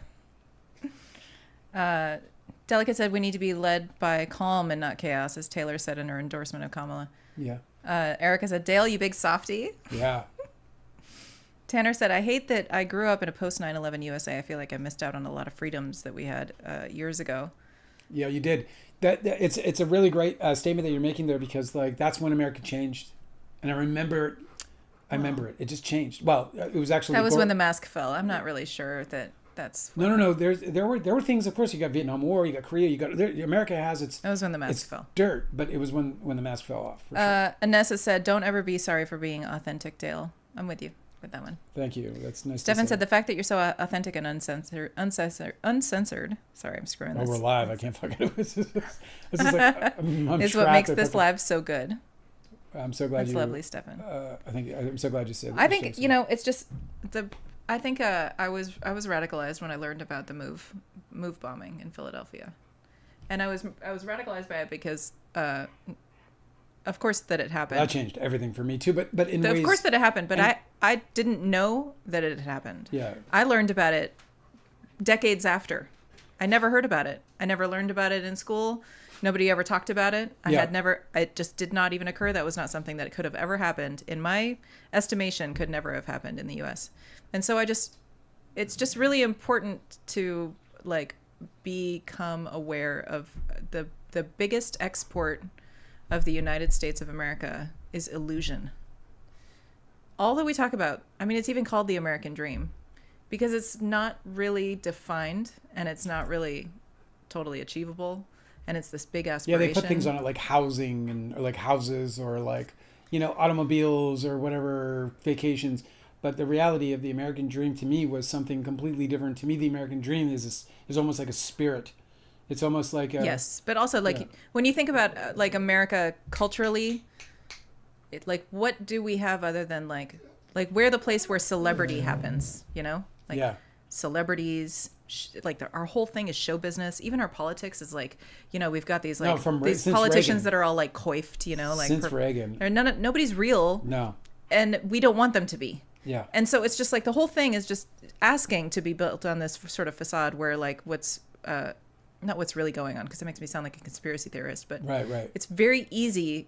America is the most propagandized nation in the entire history of nations, I think. And we're eager to be, because we love this fantasy drama of what America is supposed to be. Right. Like Springsteen has been writing the soundtrack for the fantasy of the American dream forever. But it's just like, I think a lot about... I was like, people love Springsteen, right? But there was like, I love these guys. Like for me, it was John Mellencamp, right? Like I love John Mellencamp. Him too. I like him too because... there was a part of America that he would portray for us through his music. Willie Nelson did it for me as well. Like they made me sort of long for a thing that I felt was real, even when they were critical of it. And like John Mellencamp was wonderful about that. He's really great because he's very Scarecrow is like he's a great very much for for the working class and for the farmer, right? Big time. He's really big on the farmer, but he's definitely obviously blue collar proletariat. But I think a lot American in these days. I think a lot about the concept of the imperial boomerang, where it's like if you're gonna do if you as a nation are gonna do harm overseas, if you're gonna even go so far as to commit atrocities, it's going to get revisited upon your people eventually. It's always going to blow back. Yeah. There will always backfire somehow eventually. And I think that the reason why 9/11 was such a falling of the mask was that was the first time people were like, oh, like maybe this is a result. Right. Consequences of our actions. Yeah, because like right away, starting like within a week of all that, there was like, but why when Tanner brought it up and why I thought it was like just so interesting is because there really was, like, for me, a different feeling in America generally after 9/11, like, because it was when the mask fell off, and it was when people started saying things like, "Did we bring this about ourselves?" Like, and that's when you started hearing some of the things like statistically, like what happened in the Middle East and so on and so forth. But before we get, I'm trying to. If you want to stay where we are, that's cool. I just want to say one more thing. I'm the one who's responsible for bringing this on, so I accept that. But there's a really, really great book that I recommend everybody read. In the recent years, the author went kind of over the deep end, so I wouldn't recommend any of his recent work. Weird how they do that. Yeah, it's just some people are just like they're 1 minute this. And these political commentators, they're like always teetering on the edge. Anyway, he wrote a really good history book. It's called Fantasyland: How America Went Haywire. No. And it's a history of all of the like delusions and like fake like con artistry that we perpetuate culturally in America. Like everything from like snake oil salesmen to like, political characters who are completely designed, And he goes through the whole history, and it's really enlightening. And it really kind of shows you why we're so we're not just accepting of propaganda, we're eager for it. Like, we want to be told a fun, happy story about how America's the greatest nation on the planet, and we're like all, rah rah USA, USA, Right. patriotism stuff. Yeah. We love that story. Yeah. It doesn't matter if it's true. You know what I mean? Yeah, I agree. Culturally, we just eat it up. Like, nobody's thinking critically, and it's just what we don't do. Crazy. Until now. Now everybody's like, what is this that I'm seeing in this nation? It's like, it's always been here. It's always been like this. Yeah, well, this is the thing. This is the It just mask. hasn't happened in front of you. It's so weird how the Wizard of Oz is always like the, sort of like the sort of allegory, right? Like the it's whole, a perfect like, allegory. but it is, right? Because it's like, the curtain got drawn back and it was like, oh, fuck, that is not what it was. It's because they had like Munchkin Land where everybody was happy and everyone does dances, and like, why would you ever want to mess with it? Why would you want to worry about anything else? How many like Super Bowl halftimes do we see like those like fighter jets doing like the big performance every and then time. like all this like patriotism stuff, like the flag and drones and stuff. It's like we love to be in like Munchkin Land at Wizard of Oz. Like, yeah, there's a guy behind the curtain. Would you shut up? On kind of a similar note, Pedro Pascal blew up on Reddit, and I'm assuming everywhere else. Did you see the video? There was he made a statement. Oh, I thought you were talking about that video where he's dancing with a lightsaber. Oh no, this is Pedro Pascal says, "Fuck the people that try to make you scared." When asked about U.S. political chaos, he said, "Fight back, don't let them win." And that's fine. That's kind of all well and good, isn't it? But like, I don't know. Like, Pedro is Chilean, and it just seems like I love the. Did you know about his story, about his immigration story? I know his story. Yeah, I mean, he told me much about it. No, but did you know about the political asylum? Yes. Oh. It just seems to me like you can't, like, that's not a tenable option for a guy who's trying to get from the truck to the door before government officials come in and snatch him up. I'm not trying to be critical of Pedro because I love him. I truly love him. I don't He was a understand former friend of mine. What are you critical of? Well, he's saying he says fight back, don't let them win.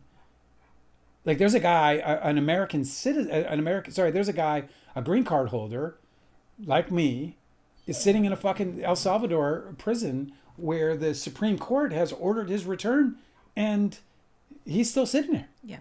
Like, it's easy to I just feel like, I don't know. I'm not trying to, like I said, I'm not trying to be too critical of it. But when I saw it, it just struck me. I was like, well, Pedro, like, I'm just wondering, like, how the fuck, dude in El Salvador who has the Supreme Court fucking ruling in his favor can't get the help, So that was just a little weird for me. And that's the last I got on that. The dog is like over it. There's, I do want to show you this though, because like, did you see did you see that? Well, I guess I'm not going to show it to you, but Denzel Washington, I guess somebody touched him on the red carpet and he freaked out. Like the paparazzi on the right, like behind the, reached out and grabbed him or something. Yeah, I'm on Denzel's side here. 100%, 100%. Also, can you imagine getting scolded by Denzel Washington? How small would you shrink? Would you be pocket sized, or would you be even smaller? Unless I was, highly in disagreement with him. If Denzel Washington got legitimately mad at me, I think that I would shrink to, I don't know, maybe like thimble sized. Like, you'd probably be able to put me in a thimble. Yeah. Very tiny. Very, very tiny. Immediately. Yeah, I would slip through a HEPA filter. Yes. That's how small I would be. You'd be right through a HEPA 0.1 filter. microns. Yeah. That's my superhero. Denzel? No, Micron. Oh. His alter ego goes by Mike. What's up, Mike? He shrinks really small, and then he's Micron. It's like I'm in the room, right? Like I'm in the room, but nobody can see me. It's just like the most boring character ever because you can't even see me because I'm a Micron. Oh my God. Mandy said I would change my identity and move to China. You would never hear from me again if Denzel Washington got legitimately mad at me. It would change my life in some way. I would just crumple. I'd be like, oh no, Denzel, I'm so sorry. Wait, Didn't you had something that I wanted you to share? It was like an article or something that was. Well, I've been trying to talk about the Blake Lively trial, but you're not interested, obviously. Here we go with Lively. Let's go with Lively. Come on, it's 8:54. If you've been waiting for the Blake Lively segment of the evening, let's bring it on. I'll even put on a little Chiron for us to really enjoy it with. So apparently they're doing a little press padding, and this is at least what I think it is, because nothing that Baldoni does is not coordinated. He said in People magazine, they're saying Justin Baldoni is, in quotes, feeling the financial and emotional weight of his legal battle with Blake Lively. Exclusive sources. And this to me, so he's asking for a settlement. Given that all of the news this last week has been Judge Lyman like absolutely scolding, very like scathingly scolding, scolding the holy Brian Friedman and the Wayfarer parties for their inability to just play by the fucking rules. But Blake Lively has also, or her side has also tried to move to strike. The problem with this lawsuit is that Blake Lively and her side, and Leslie Sloan and the New York Times, they're trying to participate in discovery, and they're awaiting Wayfarer to provide them with any documents. Tell us and we did. They are not participating. Yeah, they're because they're sitting on their hands because they were trying to push for a fucking settlement and it didn't come. All right, and it didn't come, and that's what Brian Friedman, attorney for Baldoni, that is what he is most known for. And look, I mean, the truth is, in litigation, if S. Grady were here, she would tell us that almost all lawsuits are settled. It's not just him, because nobody wants to go through this, right? So people are saying Baldoni's team is planting stories to spin him as the victim. So when and if his case is dropped, his fans don't realize that he had no evidence to begin with. So if he says like, well, they just outspent me and I've just been like clobbered by these huge megastars and we couldn't fight it anymore, when really it's like the case was about to get dropped. I think that they're trying to like pad their landing for when their case gets thrown out. Because they're not doing anything. I mean, their case getting thrown out isn't gonna matter much because that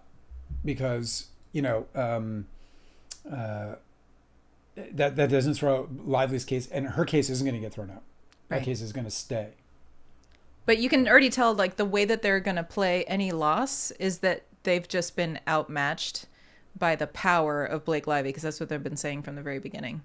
So no matter what happens in court, no matter how absolutely like trounced they get, they're still going to prevail in their public relations, because they're going to be like, well, we were right all along, and look at how we proved that she is too powerful and that she took over the film just like she took over this lawsuit or whatever, I'm telling you, that's my whole theory behind the Karen retrial, is that they were just they were gonna lose. They thought they were gonna lose, and they would be like, well, we had our girl, so we're just gonna move on now, and no justice for him. And but they ended up getting a hung jury, and they had to try her again. That's my theory. Yeah. Because I think that you have to be in on it. I'm sorry, I switched topics. They're not trying to win that case, man. They're not trying to fucking win the case. Justin Baldoni's not trying to win this case either. Exactly. His lawsuit is garbage. Garbage. It's fucking hot garbage. I can't believe anybody's buying it. It's so sad. It really is weird. I just find it extraordinary, really. I wonder what's going to happen after, though. I wonder whether Sarowitz is going to cut him loose, or whether he's just going to continue to make faith-based films, or what. I think it's going to be he's going to move to faith-based films, or he's just going to get out of the business altogether, because they made $100 million. When they talk about him weighing it off, all he doesn't want to do is lose his generational wealth that he earned on that movie alone. Do you know what I mean? Uh-huh. Before we continue, Tanner, check this out. And everyone check this out. So look, the Philadelphia Phillies, this is like we don't do sports either particularly, but I want to show you this because I really think it's super fucking, it's super special. What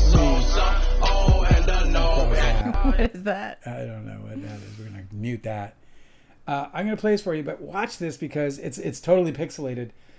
But the Philadelphia Phillies have, first of all, they got really bad news. They lost their closer to a performance-enhancing drug, whatever you call it, like an exposure, and suspended and all this other stuff. But we got a really good manager there, And I just want to show like how cool he is. He's Canadian too, by the way. I just want to show how cool he is and how beautiful this is. This is the handshake that he has with a player. And it was caught on camera, and it's like this private little handshake. And it's one of our backup guys who's an amazing player. And I just want you to see it because it's really kind of a warm, intimate moment. Do you want to come see it? Or are you just going to wait for it? Check this out, guys. Check out how cool this is. Oh, wait. I got to pause it. It looks like I got to make it smaller because you guys are missing it. Let me just do it that way. Okay. You're so cute in your like captain's cockpit. Like you're at the controls. Warp speed. Enhance. Okay, watch this little. Look at this handshake. This is from his players. Look at this. And then look up to heaven. Look at that. Just look how fucking great that is. Guys, you know what? Like, that guy's name is Rob Thompson. Rob Thomas. What's his name? Rob Thomas? Rob Thompson. Sorry, Rob. I love the guy, dude. He just fucking took us to the World Series. This is an example of what a great, like, it doesn't matter if you manage sports. It doesn't matter if you're managing, if you're producing a movie, this is the producer I want to be. I'm sorry you can't see this on TikTok, guys, but what it is this beautiful handshake between a manager and his baseball player. And the reason I want to show you guys is because to me, this is everything about management. This is producing movies. This is producing music. It's having this kind of a connection with the people that you're making your art with. And I believe athletics to be artistic. I believe athletics to be poetic. I believe athletics to encompass the entire struggle of all of humanity. And that's why I love sports. And what we see here is absolutely like the beauty of brilliant management. To have this kind of a relationship with a person, to create that kind of a moment. And this guy's like fucking whatever, I don't know how old, he's in his 60s. Like, he didn't do fucking handshakes, bro. He's from Canada. We didn't even know what a handshake was. I didn't know what a handshake was until I came here. I was like, wow, you guys do some shit down here. But there he is, man. Just having a fucking great moment. Anyway, I just wanted to share that with you guys because I really think it's special. So I hope you don't mind that I did. I'll put this back. Stefan said, bro, my friend is loving your book, by the way. All right. That's great. You know, that's music. We hoped you guys would do that. To my ears. Love the book. I remember what it was you wanted me to bring up earlier. Oh, thank you. Will you share it with us? What is it? It was just this. I just read this to you, and you're like, "Oh, you got to tell everybody about this."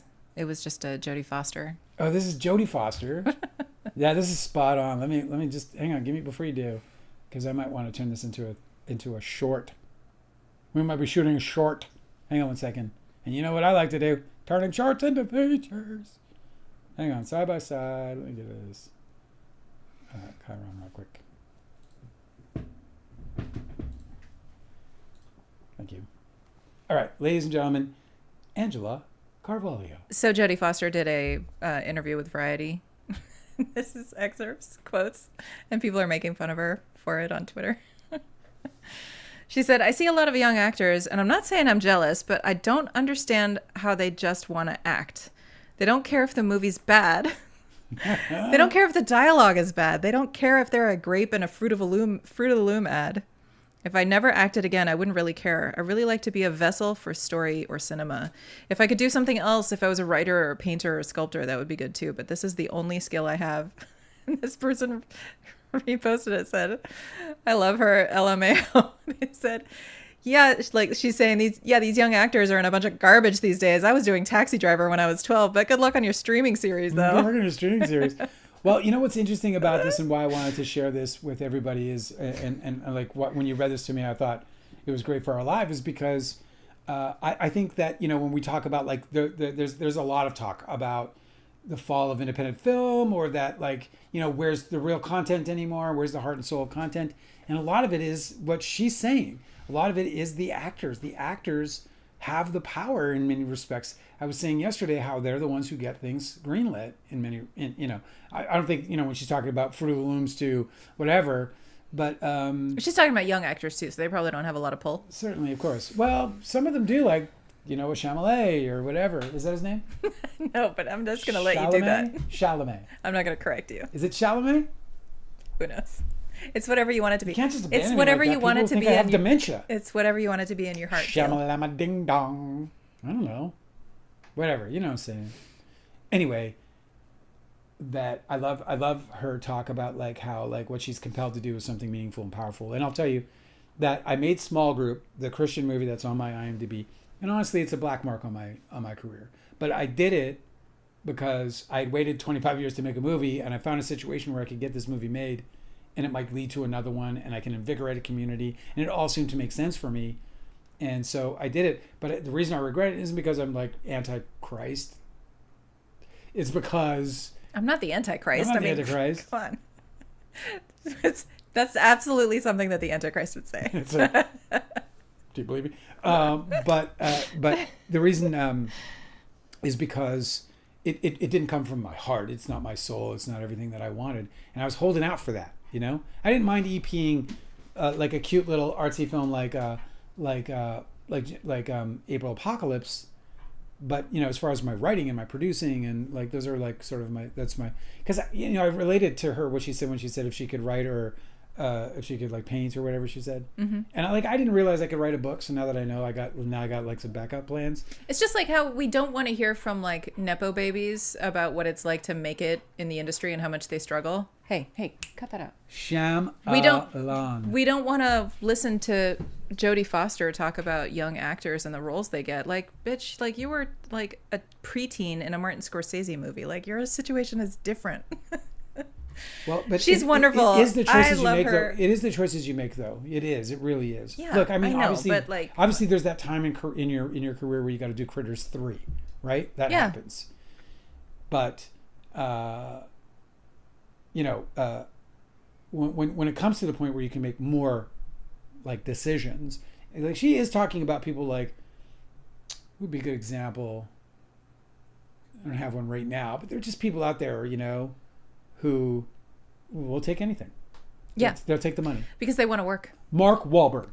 Isn't that what, didn't you say that's... Fuck that guy anyway. That's what Alec Baldwin was saying in that Actors Studio interview, where he was like, his advice to young actors is just to get working. Like, just do it. Just do anything. Just work. Because you'll never... He said do everything. He said do everything that they offer you. You want to be you're getting cast as the grape in the Fruit of the Loom ad? Like Jodie Foster's making fun of people? He's that guy, like, remember I told you the story about when I was a stand-up comic and I had this really great show and I lit up this... It wasn't like a comedy club. It was like a bar with comedy night. But it was like a full-blown, like, touring comic on the headliner, as a headliner. And I opened for him, and I fucking crushed it. I had one of the best shows I ever had. You know, just my jokes landed. I had my timing right. My new jokes worked. I fucking killed it. I did 15 minutes that night. I was rocking hard. And that comedian, he invited me out for drinks, and then we ended up in his hotel room. Nothing happened. And not like that. While we were in his hotel room, he told me the story about how I should get the fuck out of comedy because it's the loneliest, saddest, horrible existence on earth, and that while you're making people laugh, you're dying inside. Mm-hmm. And that he's like, and as a part of his illustration, he said, you know, I can't even describe to you the apartment that I don't live in but pay for back in Los Angeles. You know, and I was like, that sounds fucking horrible. It just sounded horrible, and I quit comedy as a result. Like I chose a different path. I was like, I'm not going to become a touring comic because it's hard work. You know, first of all. Can't remember where I was going with this. God damn it! Where were we going? I know a lot of people in LA that are actors, and they primarily get work in commercials. And it's like they're like, yeah, it's not my dream or anything, but like it's fun to act, and they like to be actors, and they like to be working with other actors and being directed. And they're just like, if this is the only way that I am being provided a conduit for this craft I'm trying to develop, then I'll take it. Like who's gonna be snobby about that? I love Jodie Foster. She's probably right about everything, maybe even including this, but it does seem a little weird for her to be like judging when her situation was so different than anybody's now. She's like, you know, people just don't have the same opportunities that they used to. They don't even make the same movies the kind of movies that she was in. They don't. You know? They don't. And you know, but I mean, I guess to the point, to her point, and by the way, like Pedro Pascal is a great example of this. Like one thing about Pedro that I had so much respect for, and like actually he's not the only one. He's definitely one of them though, and it was a big one. Like he turned down huge projects, and he had no money. Like when I knew him, that motherfucker was broke. Do you know what I'm saying? Mm-hmm. Like he was living off of like, you know, reruns, and just trying to get through. He was trying to keep enough money coming in to qualify for SAG benefits. Right. That was the kind of career he had when I knew him. Everybody I knew was like that. It was like, it's so stressful. Yeah. Once you get into SAG, you have to keep But to Jodie Foster's point, he turned shit down. Mm-hmm. Like, I remember there was like a moment where he had a chance to be in a James Cameron pilot. It's a huge pilot. Like, everybody in town wanted it. And this is like 2002 or something. 3. Like, so right after Titanic. Way the fuck back. Why would he turn it down? After Titanic, and he fucking turned it down. Why? It wasn't a great show, and it didn't even get picked up. They shot the pilot and didn't get because Pedro wasn't in it. Well, maybe, but I had so much respect for him because like the amount of money that he was being offered was staggering to me. What was his reason for turning it down? Tens and tens of thousands of dollars a week. What? What was his reason for turning it down? He didn't like the script. He didn't like the project. I was like, in my mind, I'm like, do you like $1 million? Didn't you say that DiCaprio didn't like the script for Titanic either? DiCaprio said he didn't like the script. Do you think that nobody likes James Cameron scripts? He's you don't have to answer. You can plead the fifth. He's not the greatest writer in Hollywood. He's an undeniably great filmmaker, but yeah, I mean the guy's writing is not my favorite. Mandy said that she immediately needs to see your 15-minute stand-up routine. Do you remember it? I'm gonna make you. I write jokes all the time. You know what's the funny thing is I write comedy in my head almost every day. No, do you remember? I've never actually physically written down the jokes, but like I perform them. I do them in my head, just like and I've been doing that for 30 years. Dale, there's a question pending. You don't recall your old set? I have a few jokes I remember. What are they? Oh, no way. Do it. No way. First of all, that's the worst thing. That's the worst thing about being like a comic. Is like, oh, make me laugh. Well, you know what I mean? Like, okay, here, tickle. You know, if I can start tickling them or something. But do it, said Stefan. But most of comedy is like the moment, like, you know, like setting it up, and you know, like I think I would, at least for me, I was never at that level. Do you remember that comic who, when the pandemic happened, he did some stand up to nobody? And it was fucking brilliant. Did you ever see that? He did like a half hour. Are you talking about the crowd was there? No. I mean, there was a guy who like had a huge special. Bo Burnham did a whole like a quarantine comedy special. They were all like 6 feet apart with masks on, looking like something. That's what you're talking about? Something out of a Pink Floyd album. I don't know. That's not what I'm talking about now. We need the Dale Type 5. I had a Type 5, bro. You did? Yeah. My 5 got me in the newspapers. It was so tight.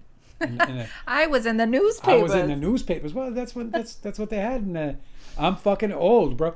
Hey, you know what was cool about being around in the 90s? The newspapers. We used to have black print on our hands and on our faces. We'd be like eating our egg McMuffin made with real egg, and we would bite it, and then we'd put it down, and then you would see the ink on our buns. From the newsprint. How are you feeling? I'm good. I'm good. We're going to wrap it up in a minute, but do you have anything else, Angela? I do have many items, but I don't think that I can get them fast enough. Do you want to save them for tomorrow? Yes. What about you guys? What about you? And you? And you? Do you guys got anything? What about you, TikTok? Thank you for 7,300.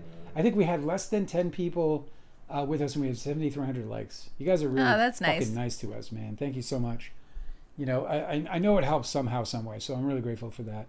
If you haven't liked or subscribed on YouTube, you should do that, because I think things are going to blow up for us in a lot of different ways. You have to read Stefan's comment. So I think it's going to be fun. He wrote it phonetically, so you have to read it.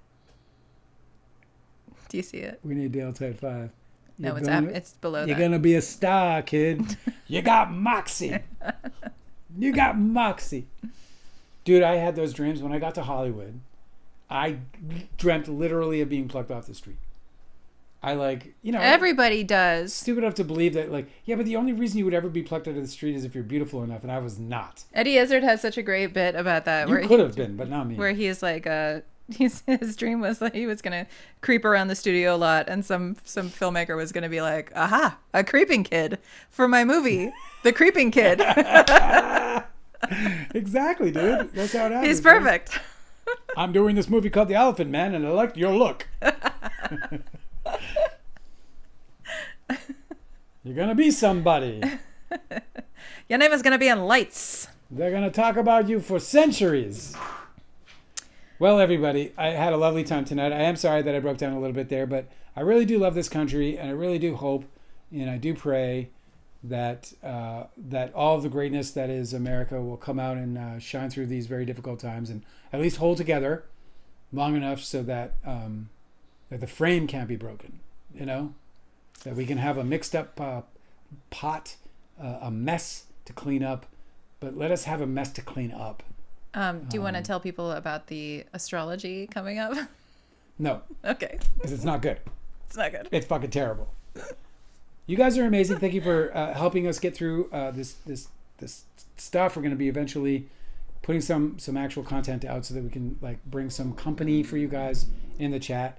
I saw, we were watching Emily Baker today, and she had 35,000 people watching her. I was like, yeah, I had 8. And then I was like, thinking about how like it's so fun to have the intimacy of having 8 and 10 people or 20 people here. I know, isn't it wonderful? As opposed to like 20,000 people. I don't know what I would do if I don't see Stefan and Erica. Right, and also like the chat goes by so Delicate. fast, you can't actually engage with anybody.